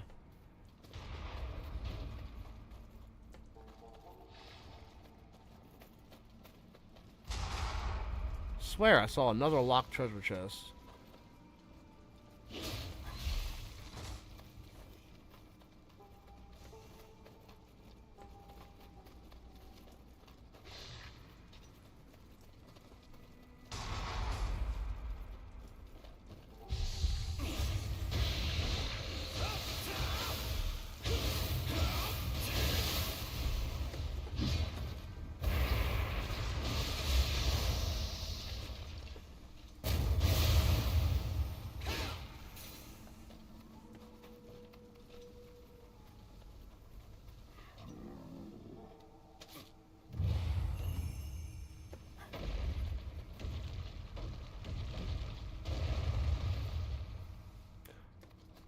Did I just find a shortcut? Did I just sneak up behind him when I should have came from the front of him?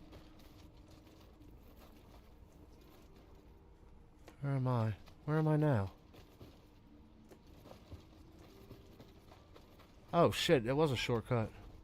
I'm not gonna save it yet. Wait, how did I get back there? Let's do this one right here.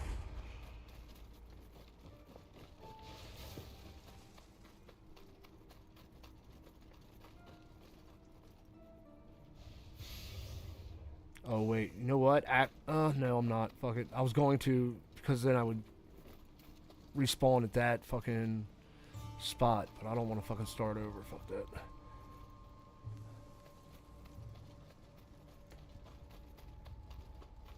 Should be locked or unlocked. Oh, is that the final boss? I really wish they would let you know right when you're about to enter a boss room.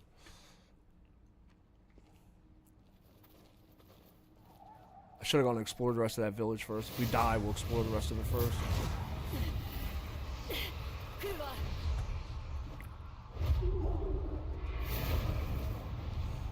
The fuck is that? It's the owl.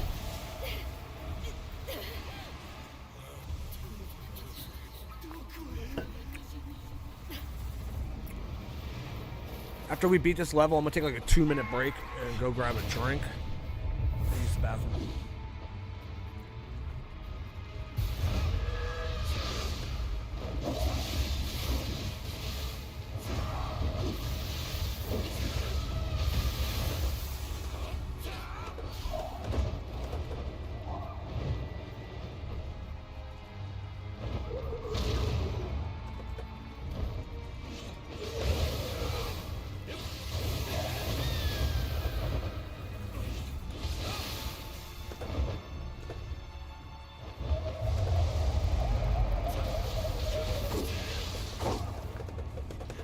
Can't get up.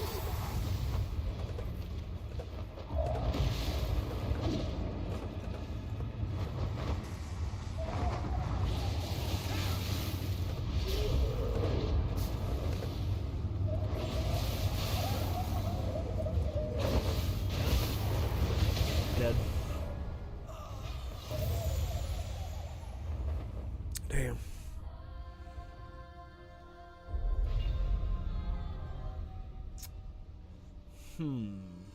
And now we spawned the wrong one. Fuck. Now which way do I go now? It's this way.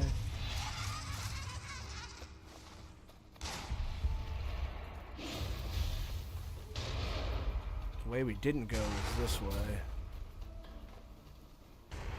Oh, that's all that's here is this.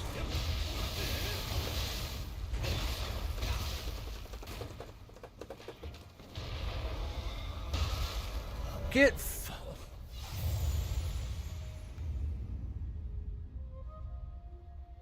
I hate that the gun guys can shoot me from 7,000 yards away. It's fucking stupid. It's nowhere near his ass. Was it that one? I don't even think it was that one.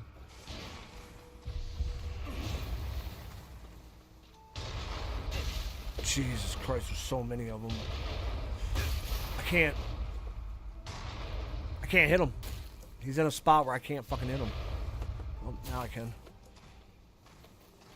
Nope. I gotta go this way. The guy's gonna fucking kill me.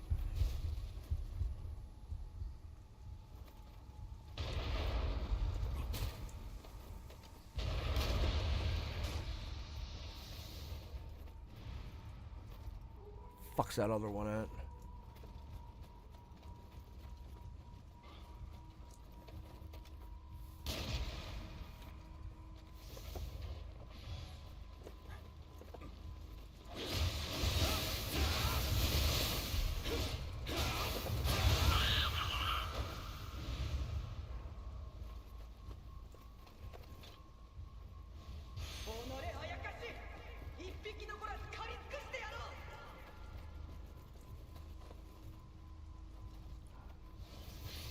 I think we've cleared pretty much everything.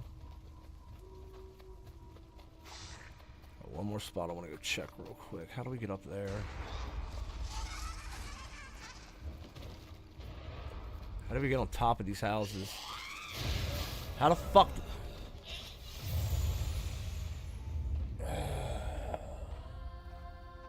Play it like an idiot. How do we get on top of those buildings?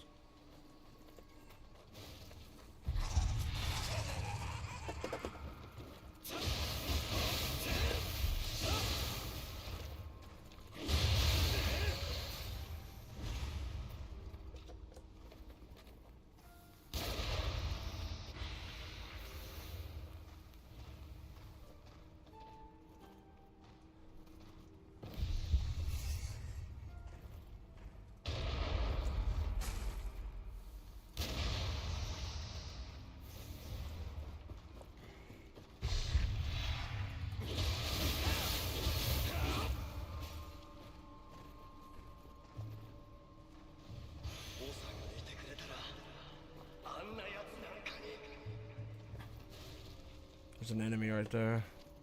We gotta go. Oh, fuck. We gotta go up and grab our shit first. I don't want to die to that demon.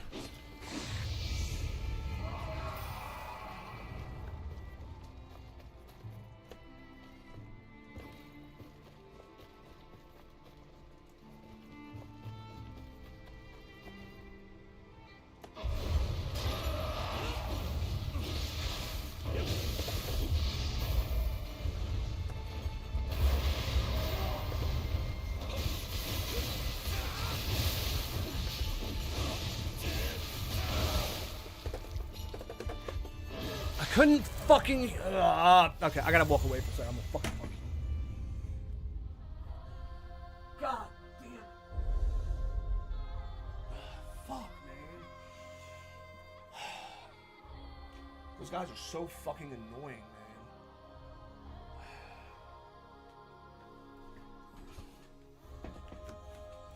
So hard to fight in these tight corridors, like tight walkways. Alright.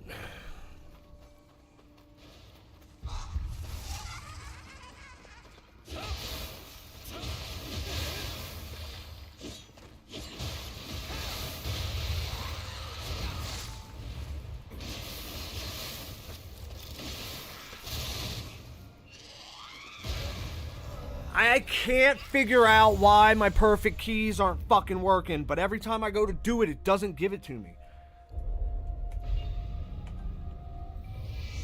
It's super fucking annoying. Like, it's such a pivotal fucking move. When I dodge and it doesn't work, it's fucking annoying. Like, it works fine when I hit the button, but the dodge one doesn't seem to be working.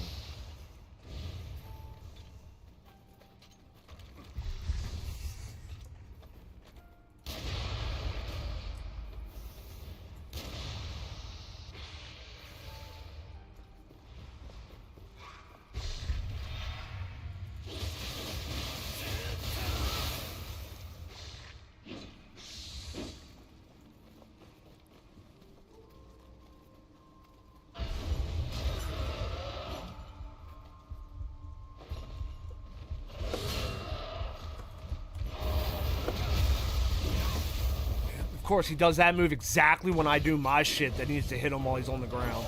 Of course. Of course. You're a piece of shit. You stupid fucking monster. Sorry, guys. I'm getting angry. When I physically can't take out the anger, I fucking curse a lot. Like, it just... I don't know why.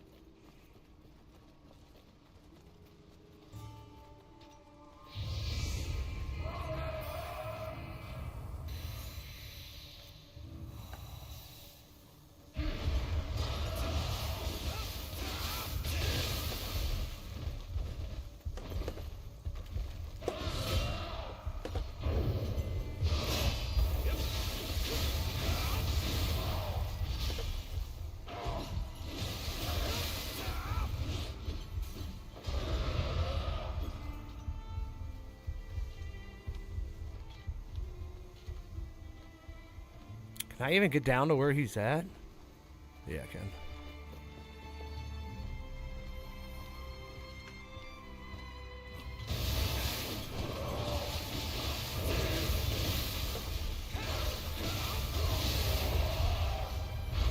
Dead now, bitch. Alright, that's done. The only thing left to do is kill the boss.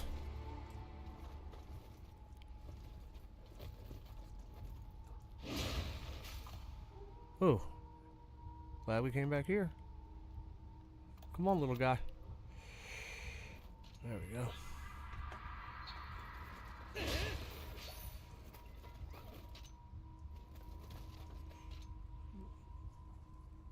Alright, I don't know. Let's use... I don't want to save the barrier talisman. Let's use this.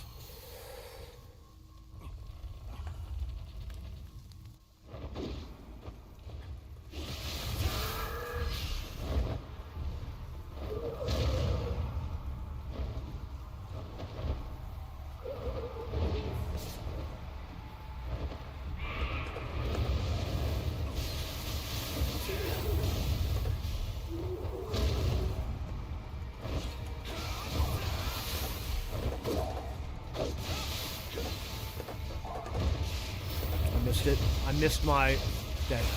I missed the fucking... the key pulse. I don't know what's going on, but I feel like I have a delay to my pedals now. And I don't know... I plugged them into the same ports they were plugged into last time, but... like, the timing, and I was getting it almost every time yesterday. Like, now I can't get it at all.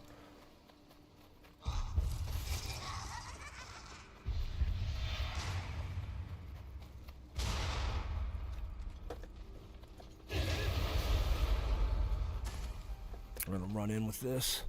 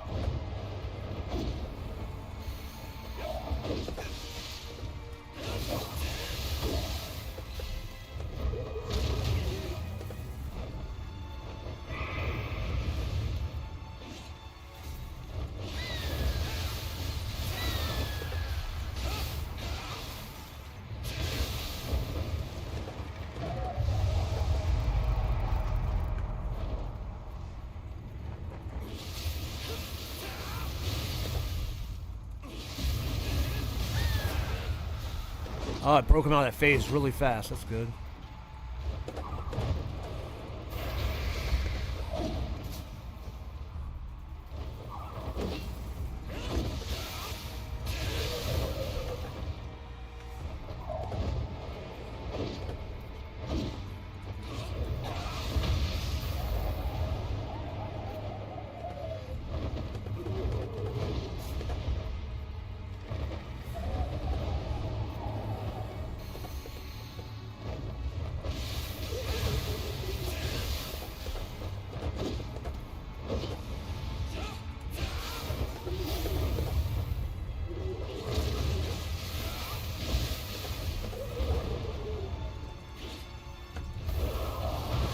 That shit does not work on them.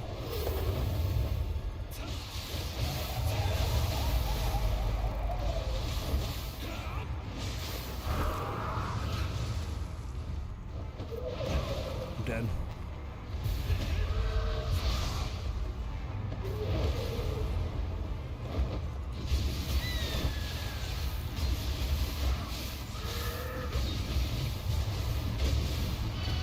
Got him. That was close. I did not think we were going to get him. GG, boys. GG. Got it. Honestly thought we were going to die there. I did not think that was going to happen.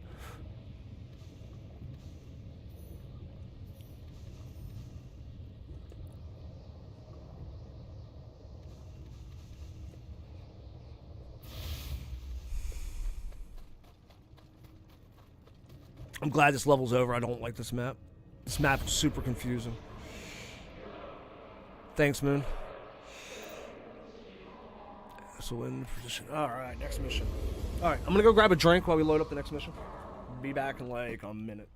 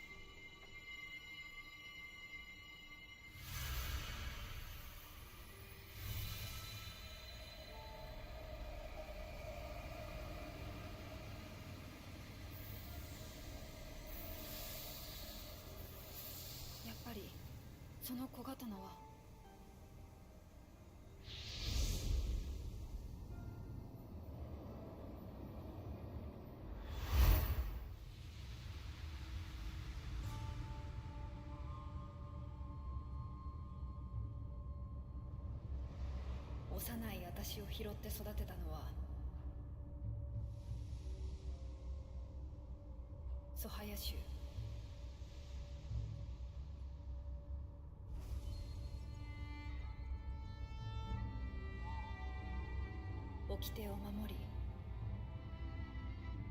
あやかしを借り続けてきた。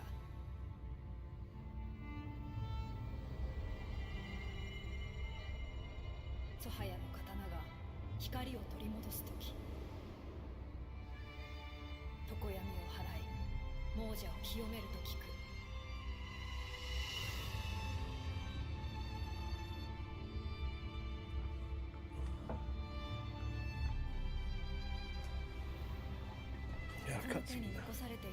Shit. I didn't realize we had a cutscene. 輝く道筋をようやく示した。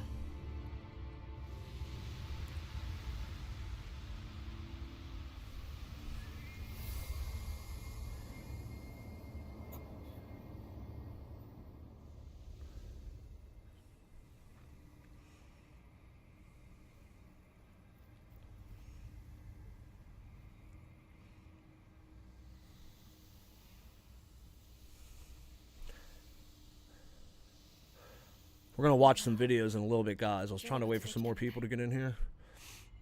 I'm gonna take a break around 4 at my usual time, so I think we're gonna watch a couple videos before I get off. I queued up 2, so.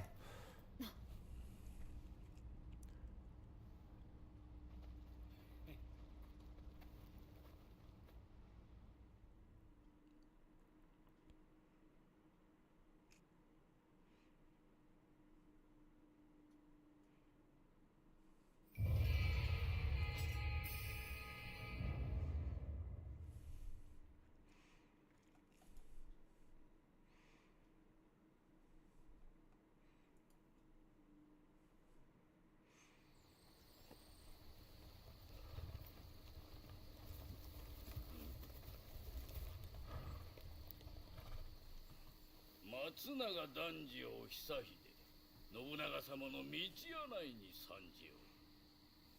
ついでに家康殿へも加勢を求める早馬を。柄にもない真似を。あれはお味方ですから。 That power supply I ordered, it's coming from Louisville, Kentucky. Fucking, there's a bunch of damage down there from that hurricane right now. Hopefully it gets out in a decent amount of time. Alright, mission way out complete. Soul Course purified. I don't care about those right now. Twilight mission has changed. Which Twilight mission is it? Blood on the Wind. Let's go to starting point. Can't level up yet. We gotta be close though. We need 10k. Let's see if we have enough to level up. We need 10k. That's 4k. That's 5k. Yeah, we have enough.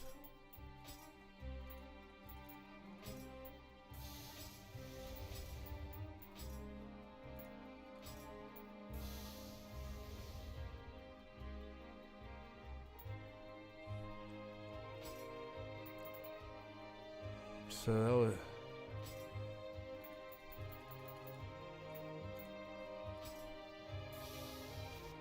I think that's enough. Yep, that's enough. Just enough.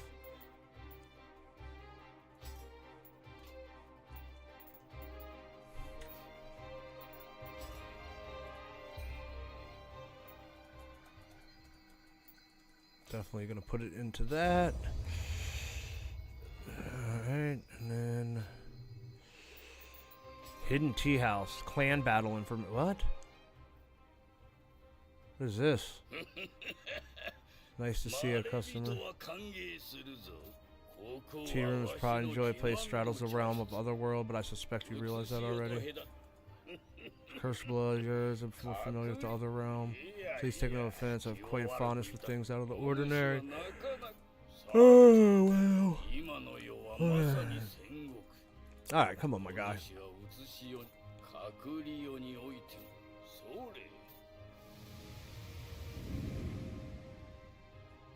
Is this multiplayer?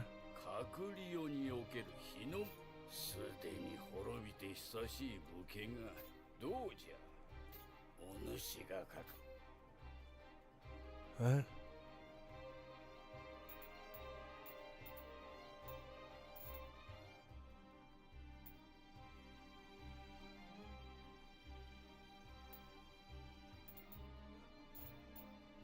Do I have to pick what?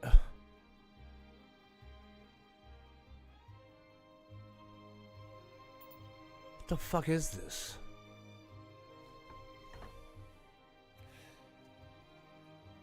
I don't know what this is.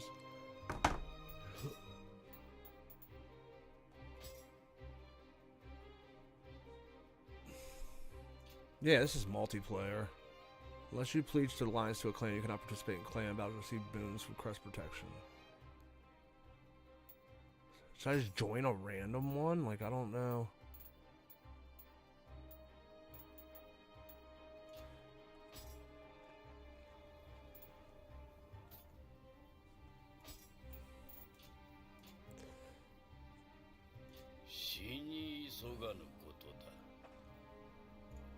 Yeah, I don't want to do that yet.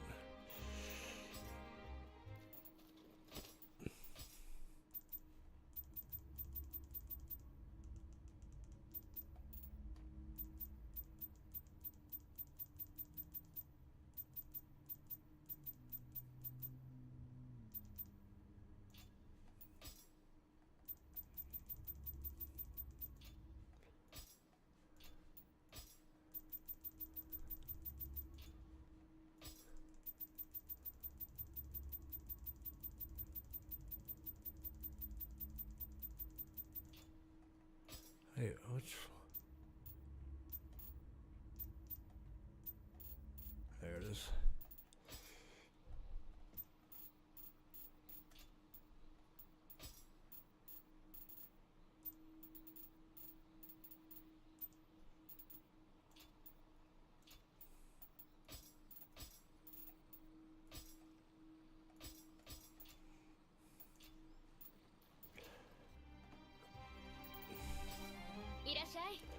let's look at our gear real quick, and then we'll go on to the next mission.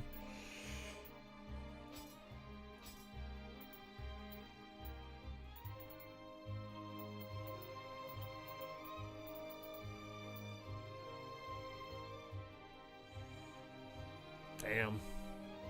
We're taking that for sure.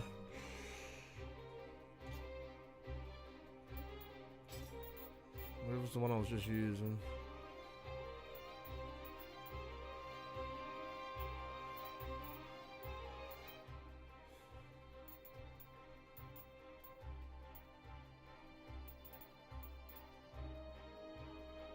What was this one? It's locked. Alright.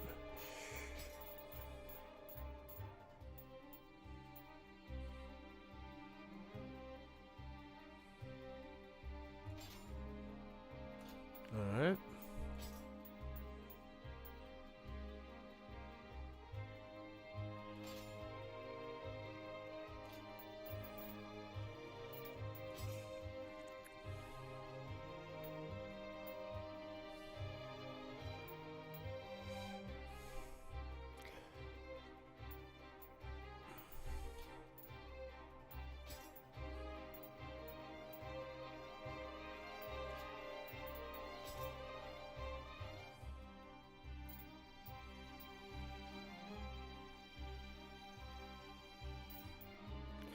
These are 2.9, defense 67.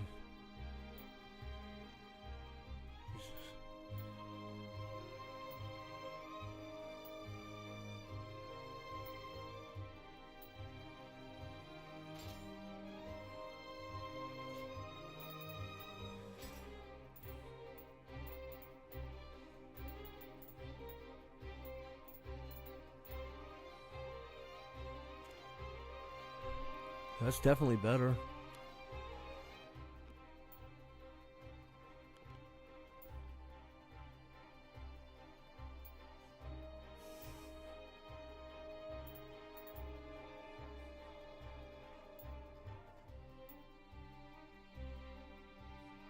We're gonna run this one.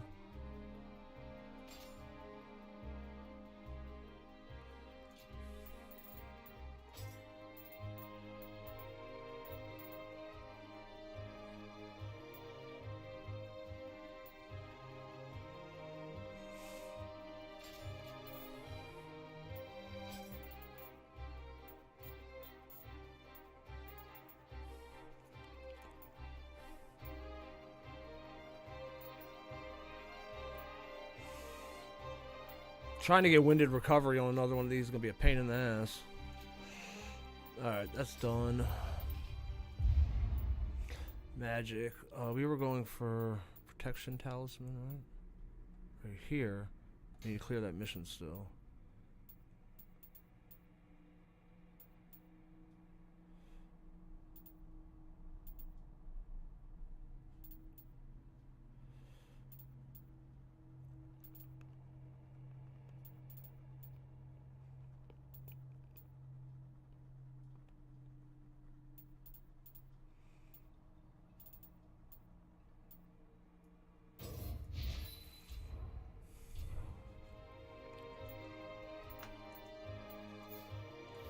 What is this?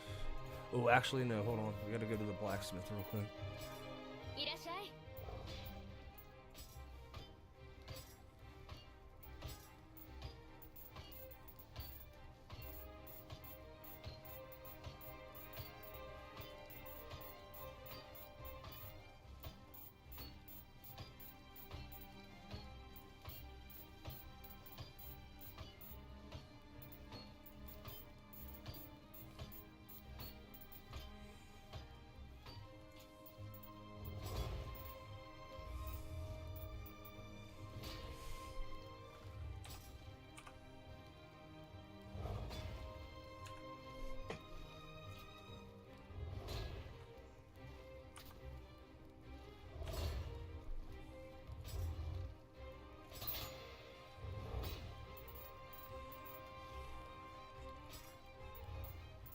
I'm gonna go to armor.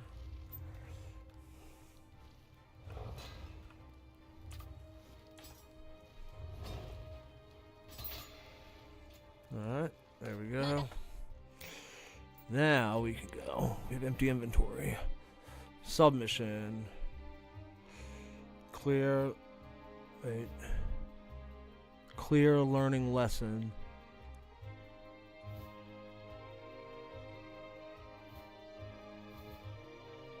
This one. We have to do this.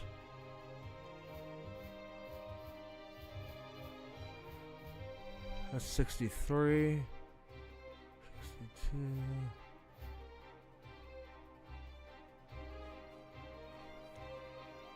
That's 63. That's 62. Let's do this one first.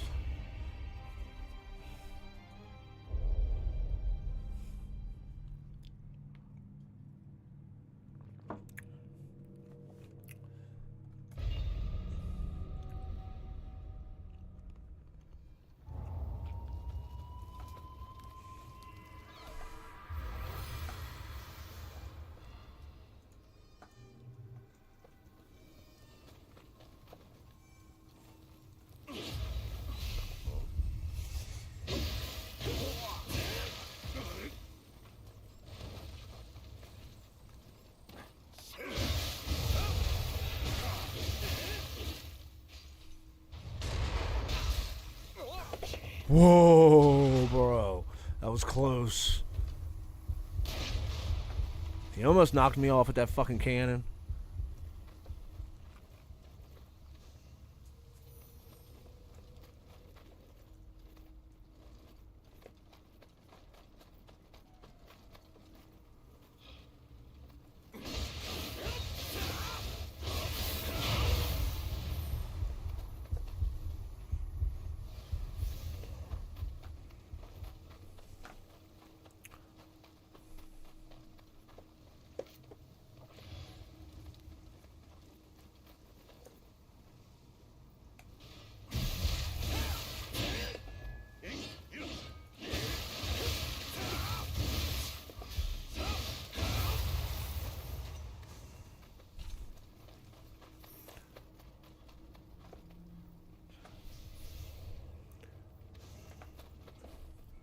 All right.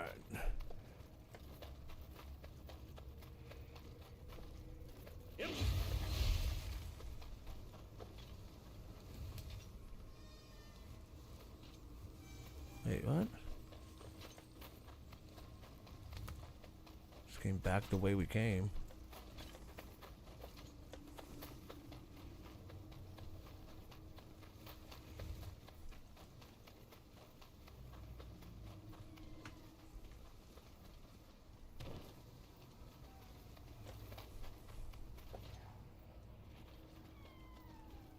I hear a fucking cat.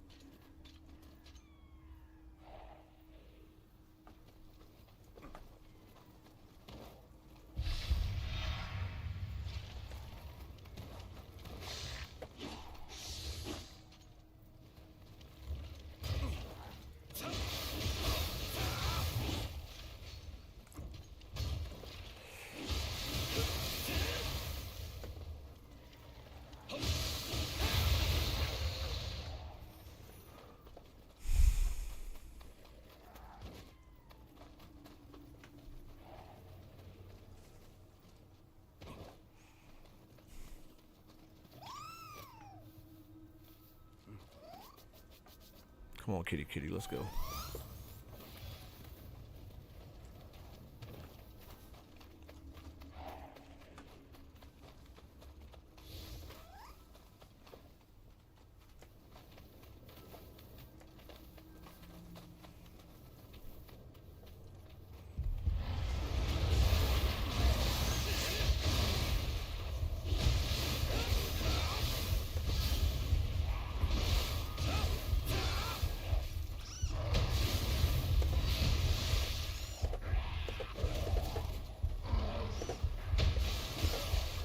That was bullshit, man. Fucking dodged.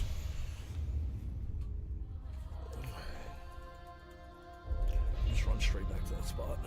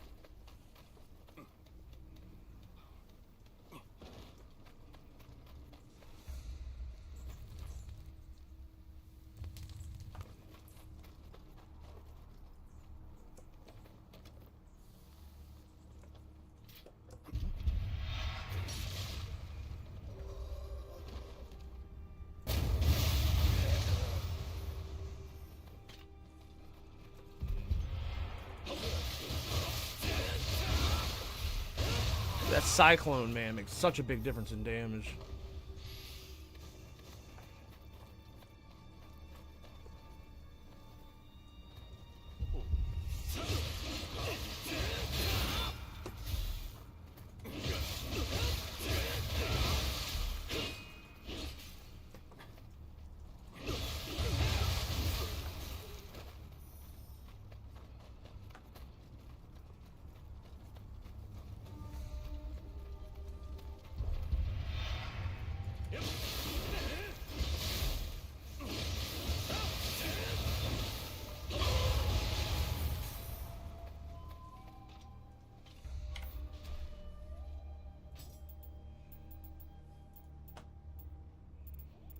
What can I put down that I haven't put down before?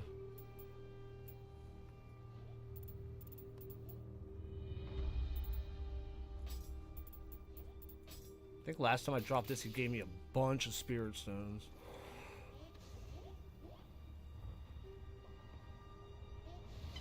Yep. Yep. Huh. So he does give you the same thing every time you give him something.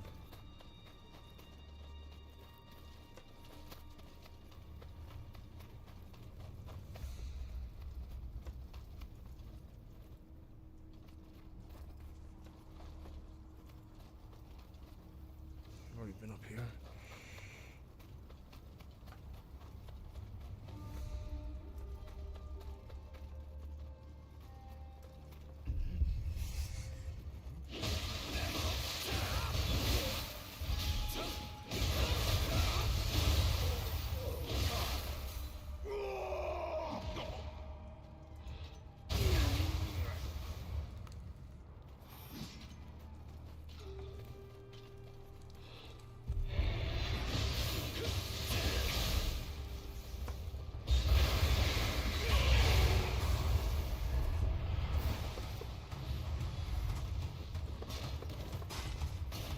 Jesus Christ, he came out of nowhere.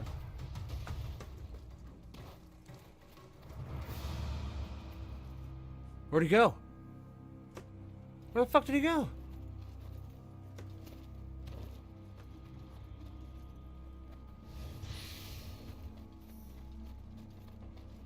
Oh, he's back there, okay.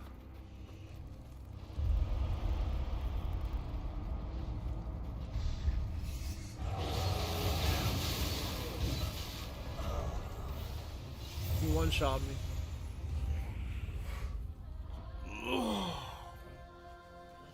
Alright. A couple more tries. We're going to go watch some YouTube videos. Because I got like an hour, and then I'm going to take a break, get some lunch. And then I'll be back on, but we'll watch some YouTube videos before I go.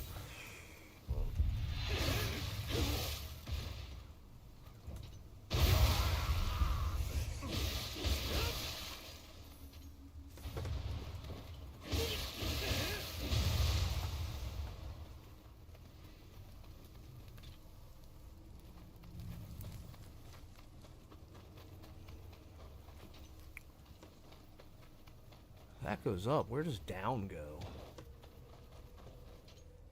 So we know where up goes. Where does down go? A dead end.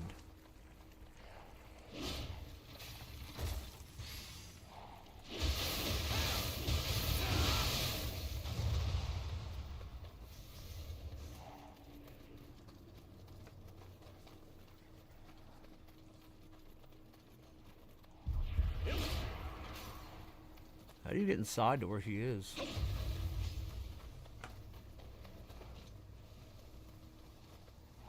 Oh, there's a door.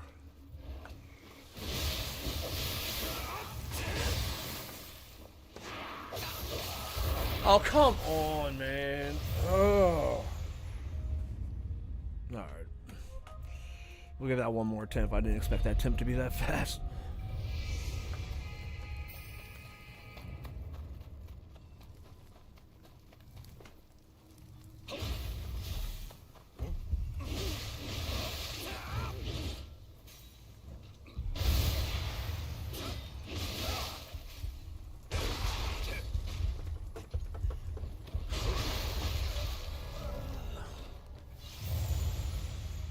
Fucking game, man. What the fuck is happening all of a sudden? I'm getting murdered.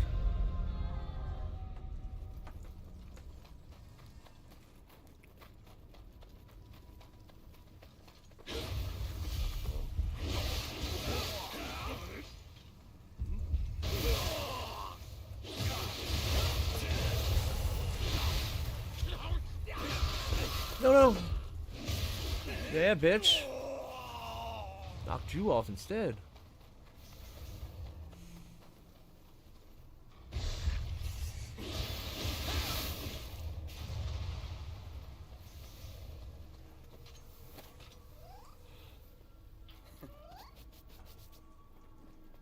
Difficulty spike? Nah, I don't think it's a difficulty spike. I think I'm just playing like shit. But I like to tell myself it's something else. I'm having trouble with my perfect keys today. But it just feels like there's a delay on my foot pedal. I don't know why.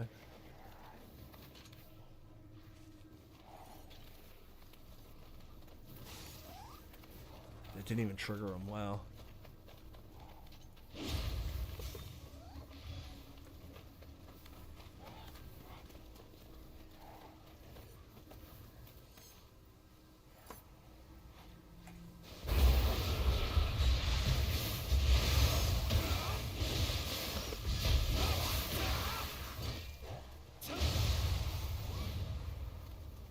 That took care of it.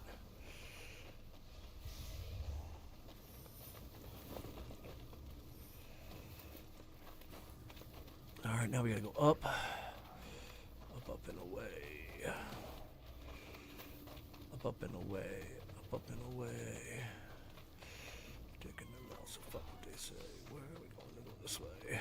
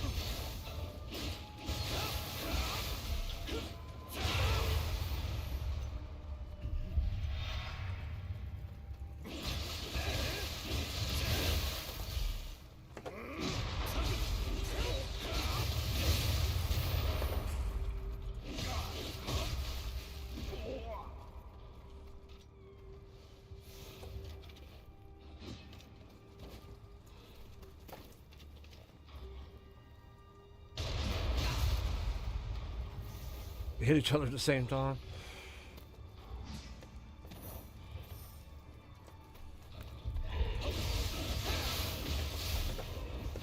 No, move.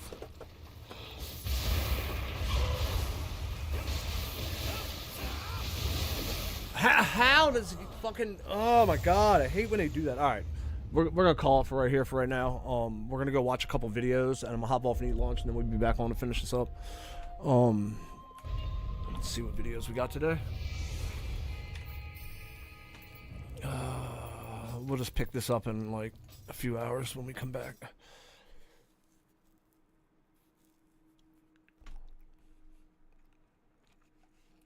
Alright, let's see.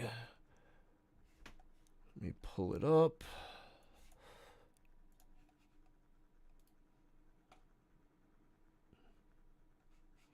Alright, I saved some.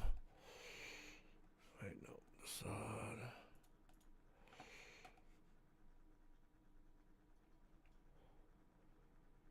Did it not save? Yeah, okay, it did. I want to watch this.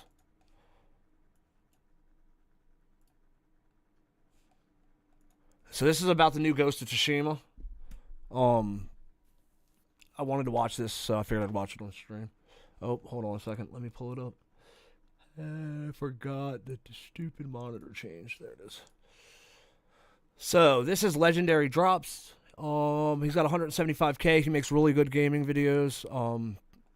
I give him a follow. I mean, it's worth it. He makes great stuff on different video game news shit. So let's talk about this whole Ghost of Yote situation. So if you guys didn't catch it, just recently I started streaming Ghost of Tsushima because I wanted to get the fans' perspective on their outrage, seeing that the game is moving away from a fan favorite character to a female protagonist and a voice actor that not too many people like. That's probably putting it lightly. But yeah, the voice actor for Ghost of Yotai is this fucking. I think. Hold on. I don't want to fuck this up. Hold on.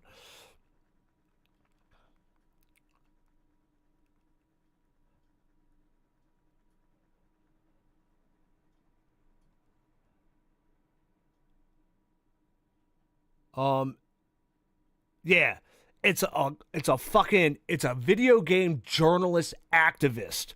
Her name's fucking Erica Aishi or some shit, and she's a real fucking cunt. And she's a fucking political activist that there's a lot of people that aren't gonna buy Ghost of Tsushima 2 now because of this chick. Like there's a whole Reddit thread about people saying we're not buying it if she's voice acting it. I think she's this is a great opportunity to highlight issues that I'm seeing both in the games industry as well as player communities. When you're a hammer, everything looks like a nail, but there's a reason behind that perspective. But that's what we're going to be talking about today. Look, it's plain to see, looking around the industry, we need developers that are getting into games for the right reasons. And that could be you, with the help of today's sponsor, Boot.dev. Now, I dropped out of game design school. If you're anything like me and have struggled with the monotony of online courses, Boot.dev is here to change that, and I wish I found it sooner. Boot.dev tackles the hardest problem with e-learning, boredom. They've built their platform using modern game design tactics, making it feel like you're diving into an RPG. Oh, shit. I forgot to start recording. Give me a second, guys. I need to... There we go. I have to go back a minute. I forgot to start recording so I can repost this. So give me one second. We got to listen to the first minute again. I apologize. So let's talk about this whole Ghost of Yote situation. So if you guys didn't catch it, just recently I started streaming Ghost of Tsushima because I wanted to get the fans' perspective on their outrage, seeing that the game is moving away from a fan favorite character to a female protagonist and a voice actor that not too many people like. Erica Ishii. That's probably putting it lightly. Activist. But I think this is a great opportunity to highlight issues that I'm seeing both in the games industry as well as player communities. When you're a hammer, everything looks like a nail, but there's a reason behind that perspective. So that's what we're going to be talking about today. Look, it's plain to see, looking around the industry, we need developers that are getting into games for the right reasons. And that could be you, with the help of today's sponsor, Boot.dev. Now, I dropped out of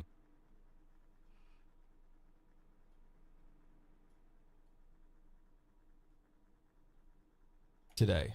If at all possible, I try to make sure that I can play a game before I comment on it. Otherwise, I can't properly understand or empathize with the players of that game. It's a personal thing, but I want to share in that perspective. Not only do I think that to give a review of a game that you should have at least played it, but I think you should have at least beat it. Because there's a lot of people like with Wukong, Blasphemic Wukong, got a bunch of bad reviews from some cunty female journalists who tried to say that it was sexist or whatever. And then they were like, oh, well, there's no female characters in Wukong. It's sexist, blah, blah, blah. Bro, they obviously only played the first 2 chapters because once you get to the middle of the game, there is a bunch of female fucking characters. And it's just proof that they're not gamers. They're fucking journalists. They play 3 hours of a game and try to write a fucking review about it, which is stupid. So after seeing the discussions around the announcement of Ghost, I'll be back on Mubster. I'll be on later tonight to play some more. Perfect time for me to 6 break p.m. the seal and get into Ghost of Tsushima. I'm not really exactly sure why it took me so long to play this game. Part of it is probably just my general exhaustion with open world games. Many of them just either haven't clicked with me over the last few years or just lack the quality and felt like a chore more than anything else. Nevertheless, I finally gave the game a shot, and I almost immediately started kicking myself for not playing it sooner. The game is gorgeous. Not in a meaningless fidelity way. Visually, everything in the game serves to press the player further into their immersion. It starts with the options to... Why did my... Oh, that's his head. I was like, why did my green screen disappear? It's not. It's his fucking head. I'm going to move my face real quick so y'all can see him.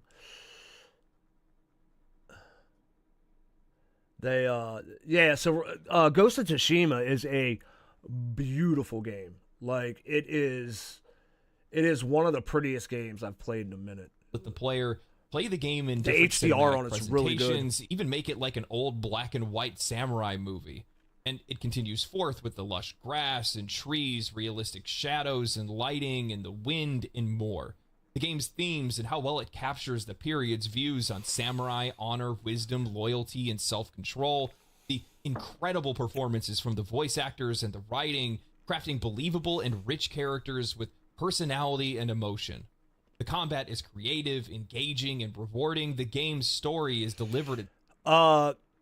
So the graphics actually look a lot better than what you're seeing. I'm guessing he's playing on console or low settings because this game is beautiful at max settings. This game released on PC back in May, and then it came out on PlayStation like 2 years ago. Like I think 2021, it came out for PlayStation. So it's a 3-year-old game. But it's new to PC this year, and it is beautiful. Max settings, HDR on. It's in 4K. It's one of the prettiest games I've played. This and Red Dead Redemption 2 are very pretty games. It's such a solid pace that it barely felt like I was even playing an open world game. Jin Sakai, the game's protagonist, is incredible. He begins as a samurai bound by honor and tradition, but as the Mongol invasion threatens his homeland, he adopts more unorthodox tactics, choosing the path of stealth and sabotage to protect his people, conflicting with his core values as a samurai. This internal struggle between tradition and survival makes him relatable and compelling. His transformation into the ghost symbolizes the emotional and moral weight of war. His humanity, loyalty, and evolution is hard not to find engaging, and it's no wonder why players have grown to love this character and this game so much. The game is great. There's not much more to say past that. Yeah, I give that game, Ghost of Tsushima on PC, gets probably from me it would probably get a little under a 9, so I'd be like at an 8.7 or something. There was a few issues with the game, but I mean it was a phenomenal by no release. means a review of the game, that'll come later, but it is easy to see why players have held this game in such high regard for so long, because it just is that damn good. Which makes a lot of sense why players would be upset when they see the game quickly pivot away from what worked before. Because in this case, what worked here would definitely work again, and when you're just moving away from a fan-favorite protagonist, people are going to start to ask questions. And when I take that back, it released in 2020. Look at Sony's titles. This is just a personal observation. There isn't a lot of male characters anymore, male protagonists that they use. The vast majority of them have started to move towards female protagonists. Joel is dead. Nathan Drake, his story is finished. They're not going to go back to Days Gone, and really that just leaves Kratos because they got rid of Jin Sakai. So, with that said, when they see a fan-favorite character abandoned, and now the company is moving towards a female protagonist, players are likely going to be upset, and there's going to be some pushback. Social media exploded after the announcement of Ghost of Yotei, many people taking to Twitter and Reddit professing their outrage over the switch to a female lead. While many people seemed excited for the game's return, it does seem as though there were just as many people sounding the drums of war preparing for the game's downfall. The discussion surrounding the game reached... I don't necessarily have a problem with a female protagonist. That's not my issue. They're taking a beloved character out of the game. That's more of the issue. I actually a lot of times build female characters when I build a character. Just for shits and giggles. Also, if I have to stare at the character constantly, I'd rather stare at a female character than a male character. But I don't want it to be forced. And I feel like that's what they're doing. And I don't think the problem is the protagonist well, getting rid of the beloved character, I think, makes people mad. But I think the reason people are really mad is because of the actress they're using to voice actor her. The actress they're using to voice actor her, Erika Ishin, she's a real she's nasty online. She's real mean, fuck males in video games. All gamers are fucking trash. Like she's just a shitty person. She's an activist journalist. I don't know why they chose her to do the voice. A fever pitch when players learned that the voice actor behind Ghost of Yotei's protagonist, right Atsu, was heavily active in social politics, identifying as non-binary, and had a social media post calling for the abolition of the police and more. I'm Yeah, just she's gonna a lay it fucking out. crazy I personally bitch. pay The bitch is a psycho. Like, she posts some. I post a lot of wild shit online. Like, if you get me into a politics argument, I will post some shit.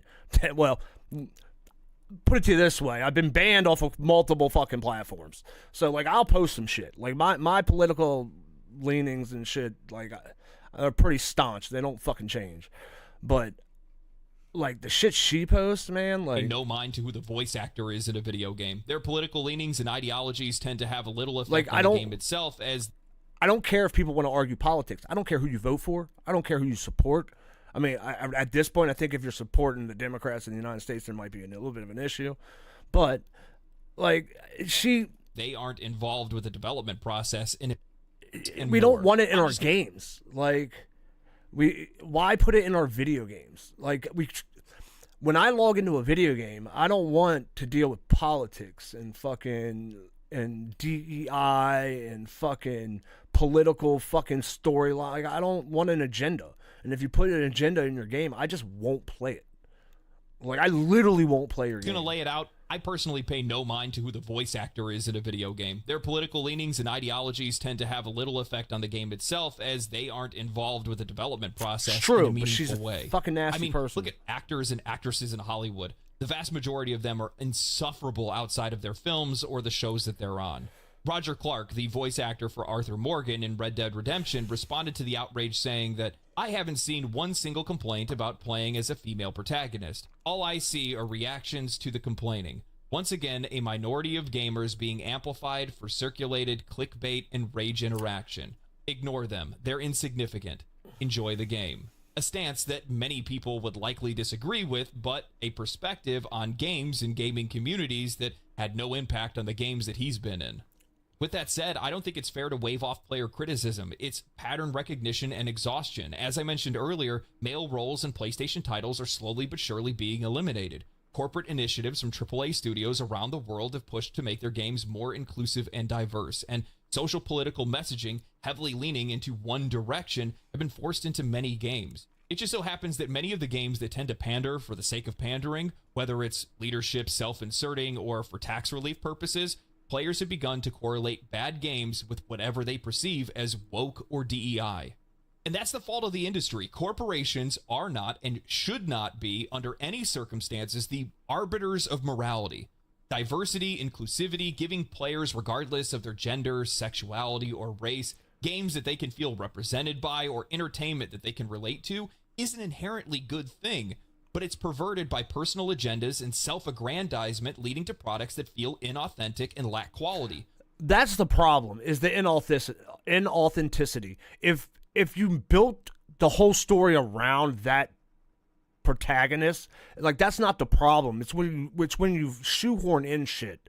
Like, if you shoehorn in a political message, like Tomb then Raider, Perfect Dark, Silent Hill, Bayonetta, Mirror's yeah, Edge, like Returnal, it's not a female Control, and protagonist. more. Anyone that says the female protagonist is the problem is lying. It's the inauthentic way that the industry has handled inclusivity over the last few years that has caused players to recoil at the sight of anything that resembles it. And it doesn't help matters that games media is always there to fan the flames of outrage, baiting for more clicks. Look, I'll prove it's all bullshit. The Washington Post, Kotaku, and Polygon criticized Ghost of Tsushima for its unfaithful representation of Japanese history and the samurai. Crazy enough, the Polygon article titled Ghost of Tsushima, Kurosawa, and the Political Myth of the Samurai perceived issues with Ghost of Tsushima because they don't believe in the Bushido Code, saying that the themes of loyalty and honor aren't real and are merely tools that are used by the center and alt-right Japanese politicians. The writer of this article... Wait. Hold on, let me rewind that real quick. Saying that the themes of loyalty and honor aren't real and are merely tools. Loyalty and honor aren't real is a wild take. That was a wild take. Like, dude, even in my own life, like, loyalty is super fucking important. Like, my friends and my family, like, if they're not loyal, like, if there's a loyalty issue, then I'll cut them out. Like, I don't want to have to worry and be paranoid about people around me. Like, that are used by the center and alt-right Japanese politicians. The writer of this article was none other than Honor. Kazuma Jesus Hashimoto, Christ. the same ex-Sweet Baby Incorporated employee that covered for Doesn't surprise me. Ubisoft's Assassin's Creed Shadows in a recent New York Times article, saying that the backlash over the game was just a minority of Western gamers, flip-flopping That's from fucking fake. historical accurate samurais in Ghost of Tsushima to defending the legitimacy of Yasuke in Assassin's Creed. How does that make any sense? This backlash isn't just about Ghost of Yotei specifically, but it reflects the broader frustration with how modern gaming and the media has integrated social agendas, but more specifically, personal agendas. Players aren't resistant to change or diversity inherently. They're tired of feeling like everything is shoehorned in for corporate virtue signaling rather than Facts. genuine creative decisions. Facts. That's They're exactly sick what of it the is. mixed messaging from games media and being chastised for calling it out. When inclusivity is inherent and authentic, it can enhance the experience. However, when it's perceived as forced or disingenuous, it alienates players and sparks these kind of controversy. And it kills video games. Like, people will not buy your game. If they look, inauthenticity is very easy to spot. Like, I don't think the game devs or the game publishers or whoever's forcing this agenda understands that. But when you shoehorn in diversity and you shoehorn in political agendas, it's very noticeable, and by everybody. And then people just don't play your game. Your fucking devs go bankrupt, and you wonder why you don't have a fucking job. Make games to be fun. Make games like we want good gameplay and a decent story. That's the other thing. If you make a good game, nobody gives a fuck about any of that shit. If you had built Elden Ring and made it a female protagonist and shoehorned in a bunch of political shit, nobody would have gave a fuck because it's a good game. That's the other thing. Like, if you make a stellar game and you force that shit in there, people will play it. But if your game ain't great, it's not going to get any play at all. People are just going to shit on it constantly. If we look at the most popular games of this last year, they all feel like a system shock more than anything else. Pal World was Pokemon with slavery. Helldivers 2 brought us back a feeling of community. He said Pal World was Pokemon. I've heard it's Pokemon with guns. I haven't heard it's Pokemon with slavery before. That's kind of funny. Cream 2 was a dude bro callback to the 360 days. Black Myth Wukong, authentic storytelling in a setting that we rarely see. But none of these games ever felt like they had any sort of agenda. Because they didn't. They didn't. It's like people don't realize that our two best evolutionary traits are opposable thumbs and pattern recognition. Both of them we use while playing video games. So damn straight, players are going to notice patterns. They're going to see things. They're going to call it out, and you're going to get some pushback. They're going to take notice when they see things going in a direction that they don't want. I will say, being a gamer who has gamed since the Commodore 64, so I've been, Pal World was crazy. I've been gaming since I was like 4. Like, we had an Atari 2600 and a Commodore 64. And where was I going with this? For every action, there is an equal and optimal thumbs and pattern recognition. Both of them we use while playing video games. I lost track of what I was saying. Damn straight, players are going to notice patterns. They're going to see things. They're going to call it out, and you're going to get some pushback. They're going to take notice when they see things going in a direction that they don't want. For every action, there is an equal and opposite reaction. And in the case of games today, with the games industry and people socially who want unquestioned uniform. We're watching the amputee. We're watching the devs ruin fucking Ghost of Tsushima 2. That's what we're watching. They swapped out the protagonist, so we got a new protagonist who's a female, which does not bother me. But they got rid of the old protagonist, which made people mad, and then they hired a voice actor who's an activist journalist. So you're going to see some pushback. You're going to see some people that rebel against those things.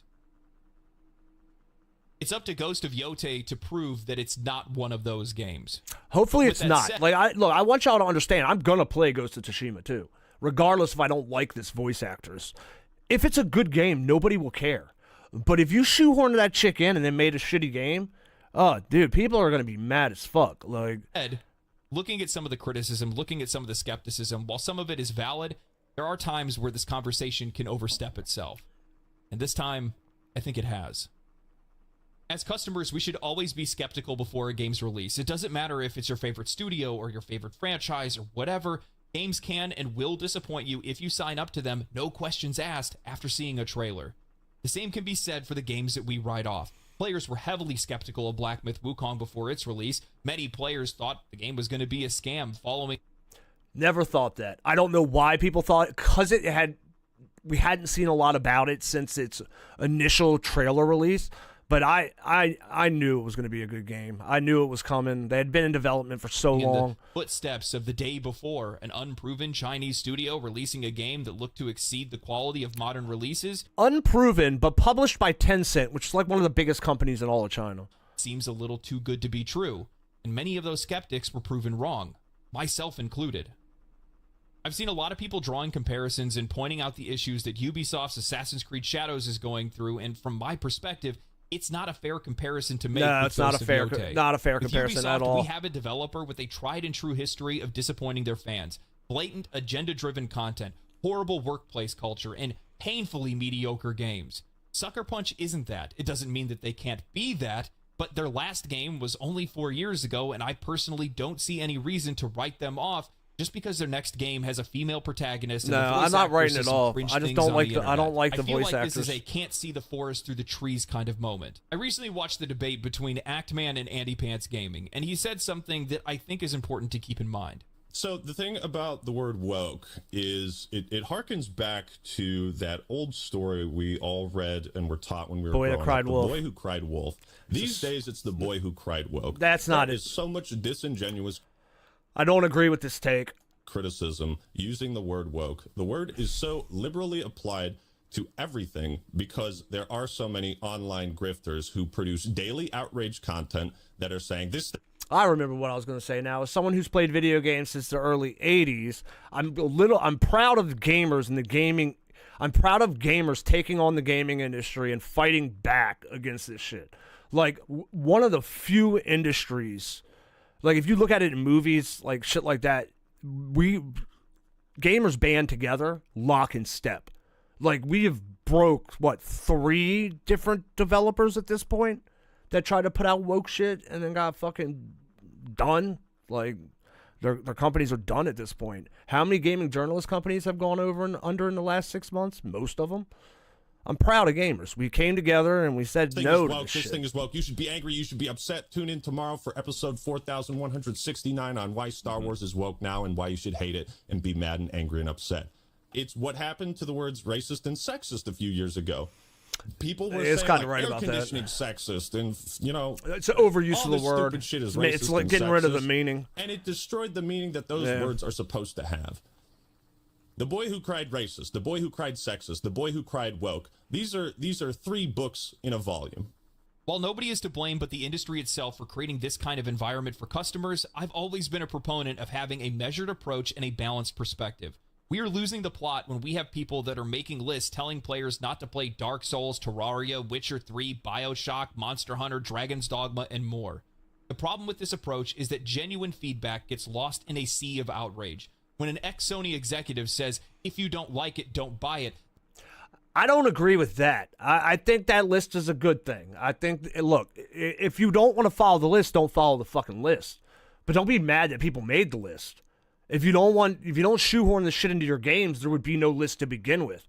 If Sweet Baby Inc. hadn't got caught, there would be no list to begin with. Like, they're not going to put this on gamers. This is the devs' fucking fault. they're not talking to the thoughtful critics, but rather those who are making unreasonable demands, and we're getting caught in the crossfire. This leads to a cycle where valid issues like inauthentic characters, self-righteous, talentless storytelling, hideous character designs, or shallow gameplay are ignored, and the industry becomes less responsive to player Fucking high concerns. society. Through the gaming industry's own malice towards its customers and incompetence towards delivering high-quality games, they've created this situation.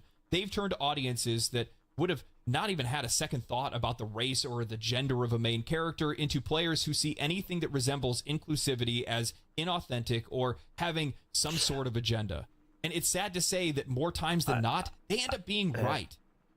What we're seeing now is years of broken trust between... Yeah, I was about to say, the reason, how are they getting rid of the MC? Like, did he die? Or are they going to act like he never existed? I think they're going to act like he never existed, or I think it might be a prequel, meaning that it takes place before. Wait, how are you back, TKE? There's no way you went to sleep for 2 hours and then came back. It's still the middle of the night.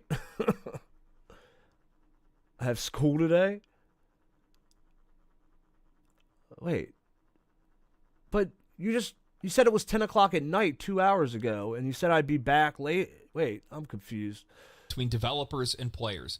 Players once embraced diversity in characters without a second thought, but the constant pandering and poor execution from the industry have conditioned players to expect the worst. It's a vicious cycle. Corporations injecting identity politics for superficial reasons, and players, in turn, begin to associate any move towards inclusivity with bad faith or laziness. The developers then push back on the players, claiming that the game isn't made for them, only to find out that the games are made for no one. I do think that a lot of the frustration and anger around Ghost of Yotei is born from the fact that players really loved the first game. I guess not. You only really sleep loved for 2 the main hours. character in the first game. They see the direction that Sony's been going in, where they've been pushing out male characters, and it's hard for players not to feel like they're being pushed out with them. That's where a lot of this is coming from. And personally, I can't sign up for saber rattling over a voice actor. It just doesn't really interest me, to be honest. I don't like her, but I'm not gonna saber rattle. I'm not gonna not play it because yeah, of her. she says some weird stuff online. I bet if I looked into half of the voice actors or developers or hell anybody that I like right now in games that I've played, I probably wouldn't like them anymore. So I just don't really think it's a discussion worth anything, to be honest. Let's wait and see what the game shows us in the future. Wait to see the trailers, the direction of the story. Maybe wait to get our hands on it first before we make any, end-all, be-all decisions on it. But with that said, ever since Steven Spielberg came out and told the games industry that they don't think that video games could ever reach the emotional impact of TV and movies, I feel like the industry has always been trying to push towards being like Hollywood nowadays. You see it in the Game Awards. Every chance they get to bring a famous person up on stage, if you dig deep enough, you're going to find even dirt, if it has facts. nothing to do with video games, even if they're not even appearing in a video game, just bring them up on stage. Bring them up, have them announce an award or something like that. They desperately want that recognition from Hollywood. And if they want to follow the path of Hollywood, all I can tell you is, looking at the situation they got going on over there, it ain't making a whole lot of money. Games have been making more money than movies for like the last decade. It's not a path worth following, I'll tell you that. Anyway, thank you guys for watching the video. Let me know what you guys think about all of this. I gotta get back. I'm gonna end up playing some more Ghost of Tsushima. If you guys want to catch me live playing it, you guys can follow me on Twitch. Outside of that, stay cool, stay righteous, stay safe, my friends, and I will catch you in the next video. Peace. All right, so that was Legendary Drops talking about Ghost of Tsushima. I'm still going to play Ghost of Tsushima. I'm a little upset they're using that voice actress. I'm not going to fucking protest the game over a voice actress. Hopefully they didn't shoehorn a bunch of fucking political shit into the game. If they did, we'll find out when it comes out. I mean, I'm still going to play it. So I'm not. This is a game that's going to get played either way. So anyway, that's Legendary Drops. He makes a very good he also makes like documentaries, like video game documentary style videos. Anyway, Legendary Drops. I recommend subbing. I liked the video. We're going to move on. I have another video I want to watch. This one's going to be a little more interesting. Non-gaming related. I just saw this pop up in my feed, and I was like, I got to watch this. Ghost of Tsushima 2 will probably be a failure because first it was a woman. Yeah, I don't know the story, right? So if it's not a continuation of the first one, it's not as big of a deal. Like if they didn't, if that character's not going to be in this story anyway, doesn't really matter. And I don't think it is. I think it's a prequel. I think it's supposed to happen before Ghost of Tsushima. Don't hold me to that. So I don't know. We'll see. Who the fuck knows? Let me go find this one. Where is this video I wanted to watch? Magnets people who... Alright. I do not know this, his name is Visual Venture. He has 716,000 subscribers. I do not know this guy. I've never watched any of his videos before. We'll like this video because we're going to watch it, and we'll decide if we're going to sub afterwards. This is how 4chan launched an airstrike using Google Maps. I read that fucking title, and I was like, well, wait a minute. I need to know how this happened. And that's what we're going to watch.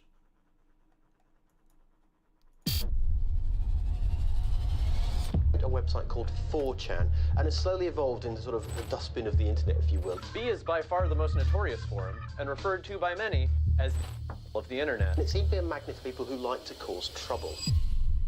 In the spring of 2016, a massive explosion hit a remote part of northern Syria. It was an airstrike, and the target was a secret rebel camp linked to terrorist groups. But this wasn't an ordinary military operation. The ballistic missile... Who's 4chan? People say his name a lot. 4chan's a website. So for anyone that doesn't, I'm going to make this brief, because if you don't know what 4chan is, you really need to go look it up. 4chan is a forum-style website that focuses on free speech, but it's like the basement of the internet. There's a lot of trolling, everything's anonymous. It's kind of weird. People post crazy shit. Some crazy stories come out of there. Some crazy shit. 4chan's made some crazy shit. Like 4chan was who made the OK symbol racist.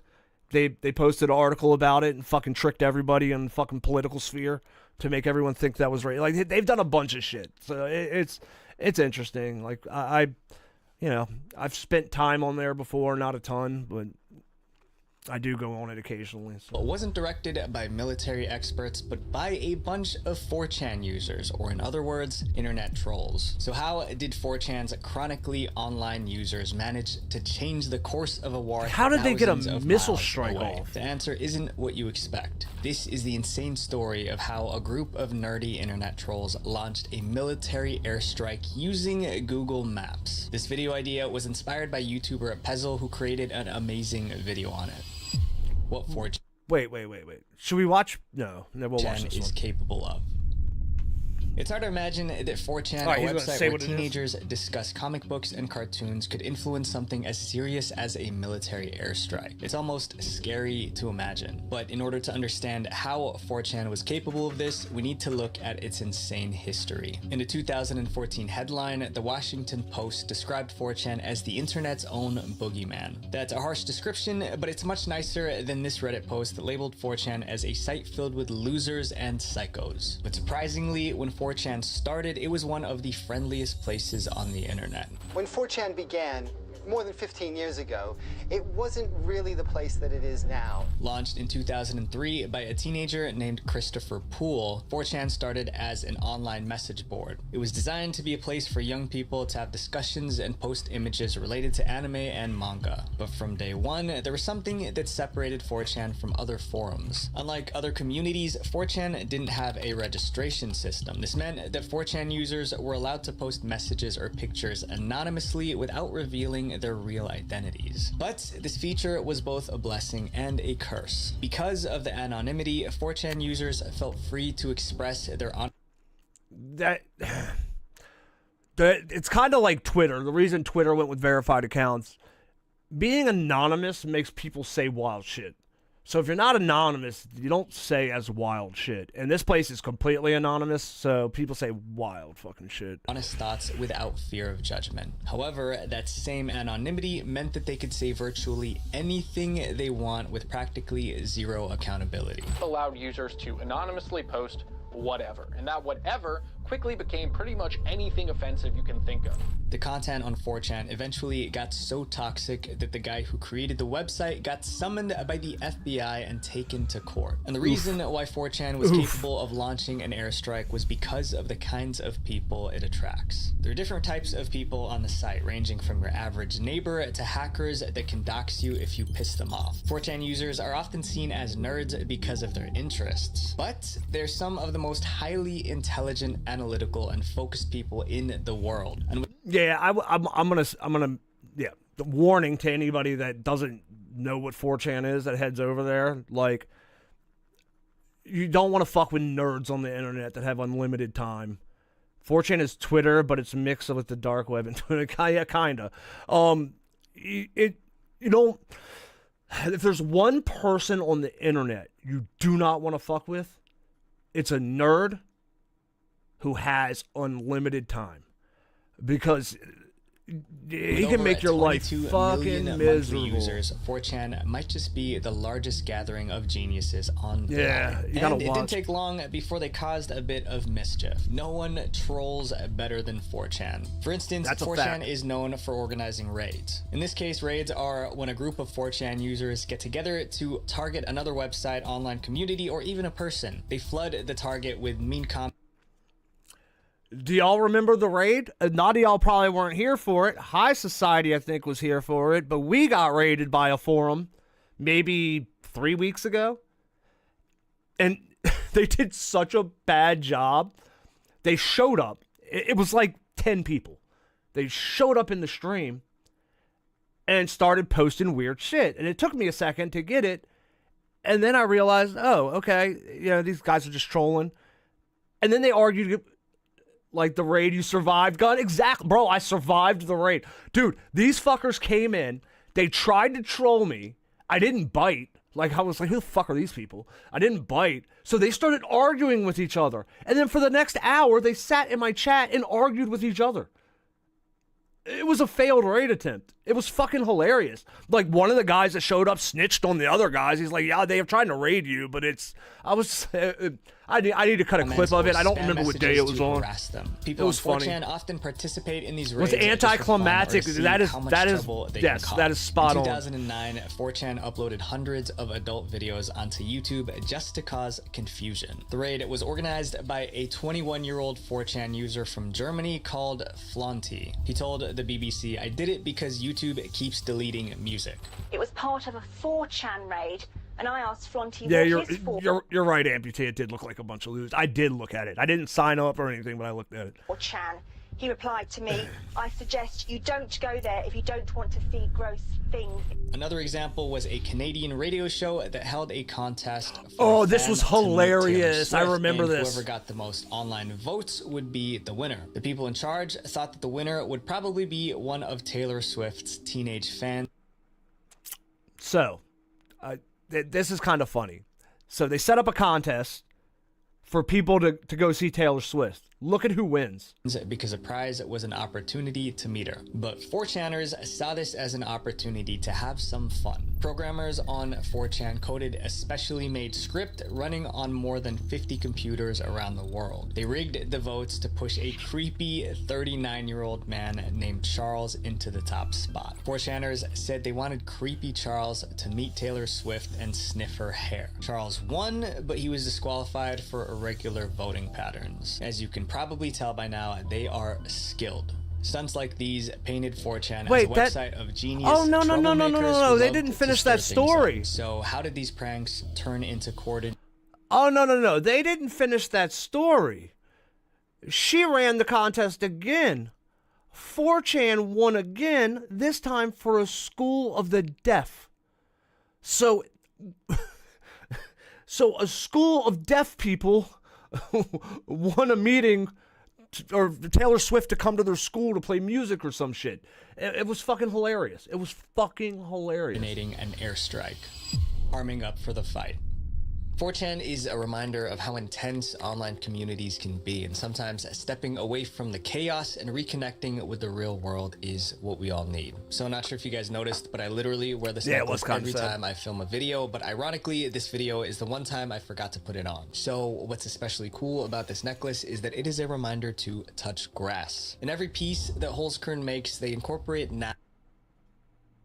as a gift for your loved ones, % off. And of course, stuff.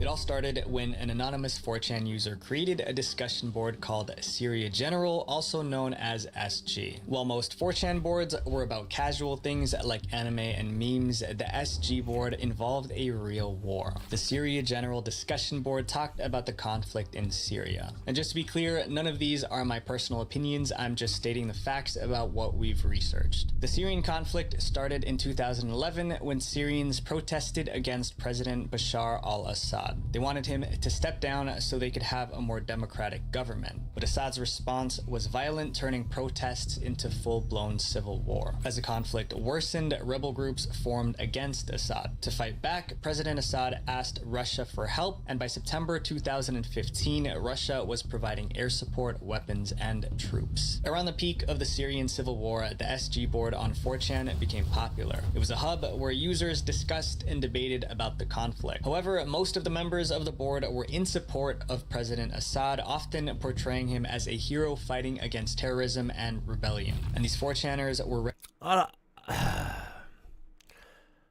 fucking Assad gassed his own people. I don't know how much.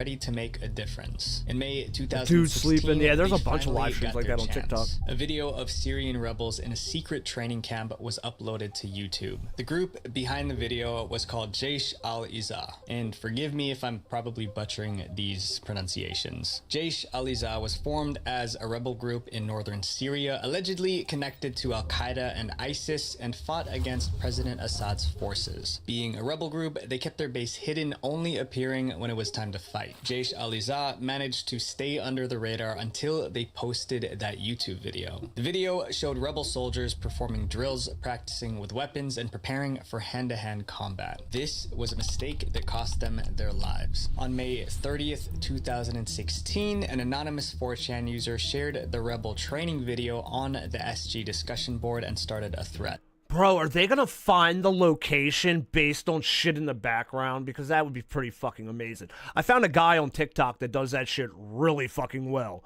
Like, you can give him a picture, and that motherfucker can pinpoint your location pretty fucking quickly. The thread was titled "A Rebel Training Camp in Northern Hama. Can SG find it?" The members of the SG board were frustrated by what the rebels were doing. Now they had the opportunity to help President Bashar win the war by finding the rebel base. So, can SG find it? That line was an invitation to solve a real-world puzzle, except the puzzle involved life and death. Finding the rebel base wasn't going to be easy. The only clue they had was the camp somewhere in northern Hama in Syria. The rebels had no idea, but hundreds of hackers and internet trolls were on a mission to track them down, coming together to defeat the enemy. For almost anyone, finding a rebel camp somewhere in the Syrian desert would be an impossible task. But for 4chan, it was just another Monday because they're legendary for their geolocation skills. To geolocate means to identify the exact location of an object on the surface of the Earth, down to the latitude and longitude coordinates. The most impressive example of 4chan's geolocation skills happened in 2010 when someone posted a video of a woman tossing a cat that was alive into a trash can. Everyone who saw the video wanted the woman punished, but unfortunately, no one knew who she was or where the video was. Oh, they're gonna find her quick. That's when 4chan got involved. Their mission was to find the woman and make her pay. It took barely 24 hours for them to analyze the clues in the video and find out who the woman was, where she worked, and where she lived. But they didn't even stop there. 4chan also released the woman. Less than 24 hours. They had her place of employment. They had her fucking address. They probably had her social security number, phone number, and a Google map of her home address so that the angry people on social media could find her. The woman was so frightened that she turned herself in to the police for protection. 4chaners are experts at finding people, and they were going to apply those same geolocation skills to this new challenge. The first step was to analyze the video for any clues that could reveal the location of the training camp. The 4chaners replayed the video multiple times, paying close attention to every detail. The first thing they noticed were the power lines in the distance. That was their first clue. If they could find where these 3 power lines were, they would be one step closer to finding the camp. And they had... When you look at a picture, so I'm scrolling through Instagram and I'm looking at a picture and I see a guy riding his car and there's wires in the background.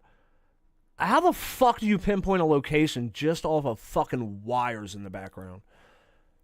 Had the perfect tool to give them a bird's eye view of any place in the world: Google Earth. The 4chaners zoomed in on the northern Hama. Well, I guess they area, had the searching for a basic spot location. that had the 3 power grids they saw in the video. One user found a location on Google Earth that looked similar and shared it to the group. It had 3 power grids just like the one in the video. Off in the next distance. step was to estimate the size of the power grid so that they could get a sense of the distance and figure out how far the power grids were from the rebel base. To do that, so they looked for the fucking power lines in the background. They estimated the size. So they knew how far in the distance. Someone in the group provided a blueprint with detailed measurements of the power lines in the area. By analyzing the blueprints of the power lines and comparing the buildings... Wait, where the checked every location in the city, but it's not a city. It's the entire northern half of the country. It's not just one city. Now, I will... No, you can't look at every coordinate. It would be impossible. It would take you... Dude, if you've ever been on Google Maps, man, it's not quite that easy. Where the fuck did they get the blueprints for the wire schematics?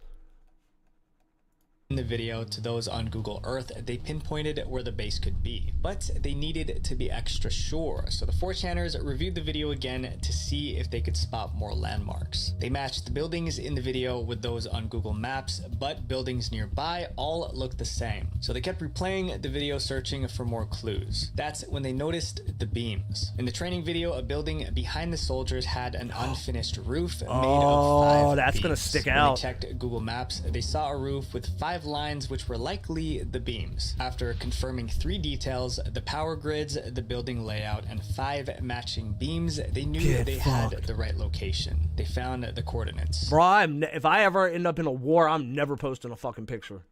But fucking their get your discovery fucking whole created team a new killed. problem. What were they going to do with this information? How were a bunch of keyboard warriors going to destroy rebels thousands of miles away? The time has come.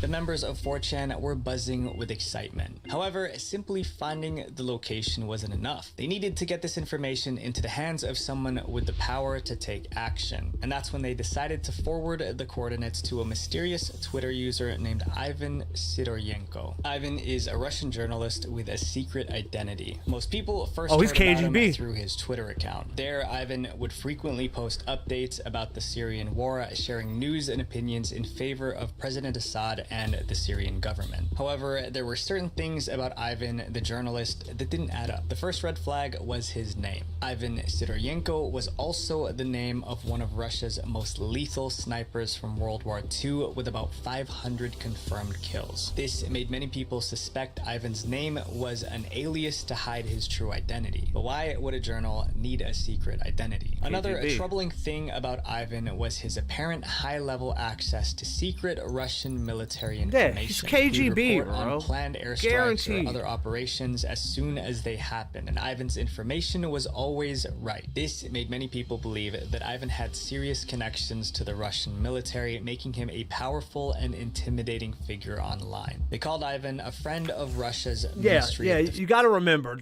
China and Russia are very similar, and if you have a high-ranking journalist, they're connected to the government. That's all high-level journalists in Russia and high-level journalists in China. Like, all the businesses in China and all the businesses in Russia are connected to the government.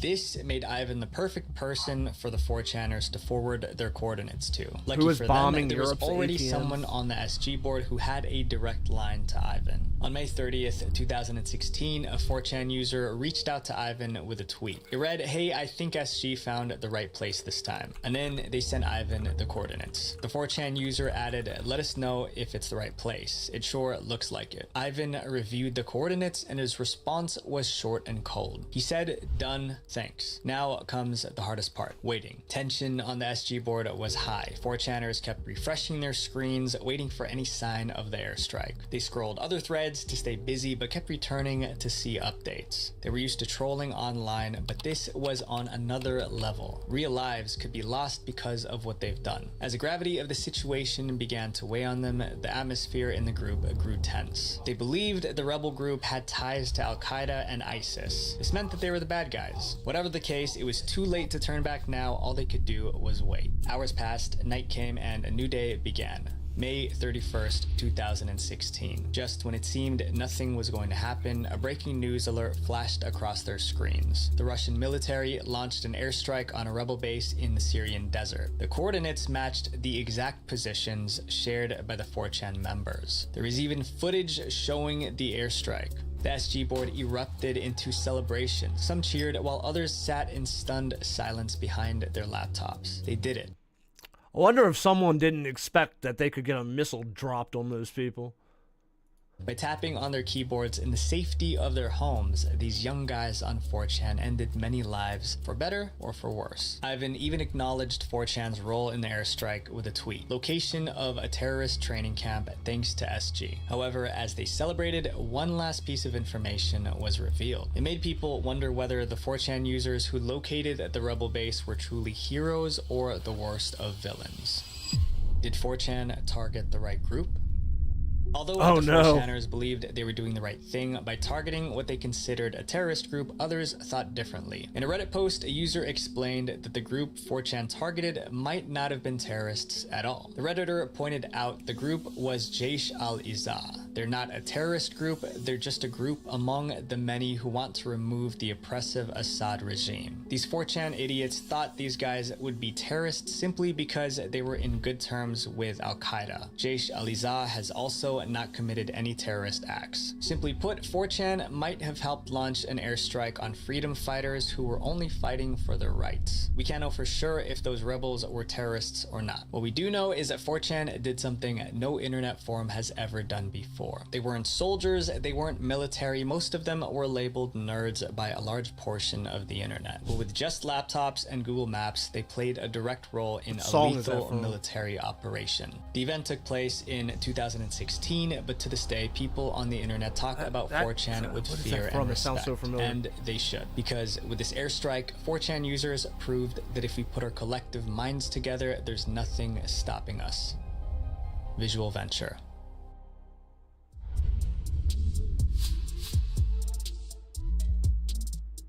Weird Al Yankovic. Okay. I knew I recognized that. All right, guys. I only have about 12 minutes, and then I want to grab some lunch, and I will be back on tonight. Sorry I didn't get back on last night. Obviously, we had the computer issue where the computer decided to take a shit when I tried to go live last night. I marked... where'd it go? That video... The ATM video, I put it... is underway for all right, I put it into my history so we have it to watch next time we watch videos. I'm going to find some other videos to watch. I think the new thing's going to be... I'm trying to keep the stream to 4 hours, take a break, and then get back on. That way I have time to do shit during the day. I think what we're going to start doing is like 3 hours of gameplay, 1 hour of videos... take a break, come back on, a couple hours of gameplay, wait for more people to funnel back in, and then watch a couple videos. I think that's going to be the new format. I'm still trying to get nights in order so I can stream every night. If my daughter would get her fucking license, it would happen faster. And yeah, so I will be back on tonight. I'm going to hop off, I guess now, because we really don't have time to watch anything else. Oh, I want to watch this too. Now, bro, if you haven't heard of Unit 731, that shit is fucking terrifying. I vote for Alex Jones InfoWar clips. You can't. I don't think we can. I'm pretty sure if you put Alex Jones on fucking YouTube, you're getting banned.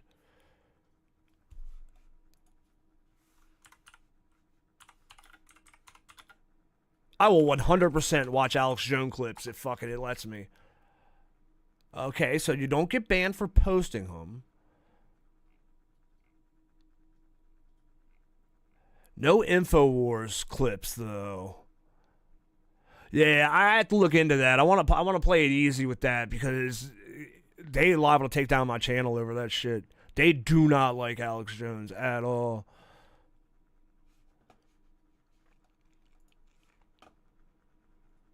And we'll find some other shit to watch. I'm trying to stay away. I get a lot of political shit in my feed. I'm trying to stay away from that. Oh, if y'all haven't watched him,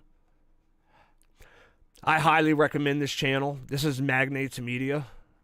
And he does documentary series on companies. So it's literally just, PayPal, IKEA. This one's about Walmart. This is Barnum and Bailey Circus. This is McAfee, Volkswagen, and he does documentaries about the histories of the company. The wildest one I've seen so far is the Banana Wars one. That shit is fucking crazy. But anyway, there it is. The 54-minute one is the one I watched. We'll queue up some videos to watch when we get back. All right, guys, I'm going to hop off. I'll be back on at 5 p.m. Eastern. That's at about an hour and 9 minutes from now. And we will pick up on, if there's people here, we may watch some videos. Otherwise, we're just going to pick up on Nioh 2, where we just left off at. All right, guys, let me get out of here. I will catch y'all in an hour. Peace.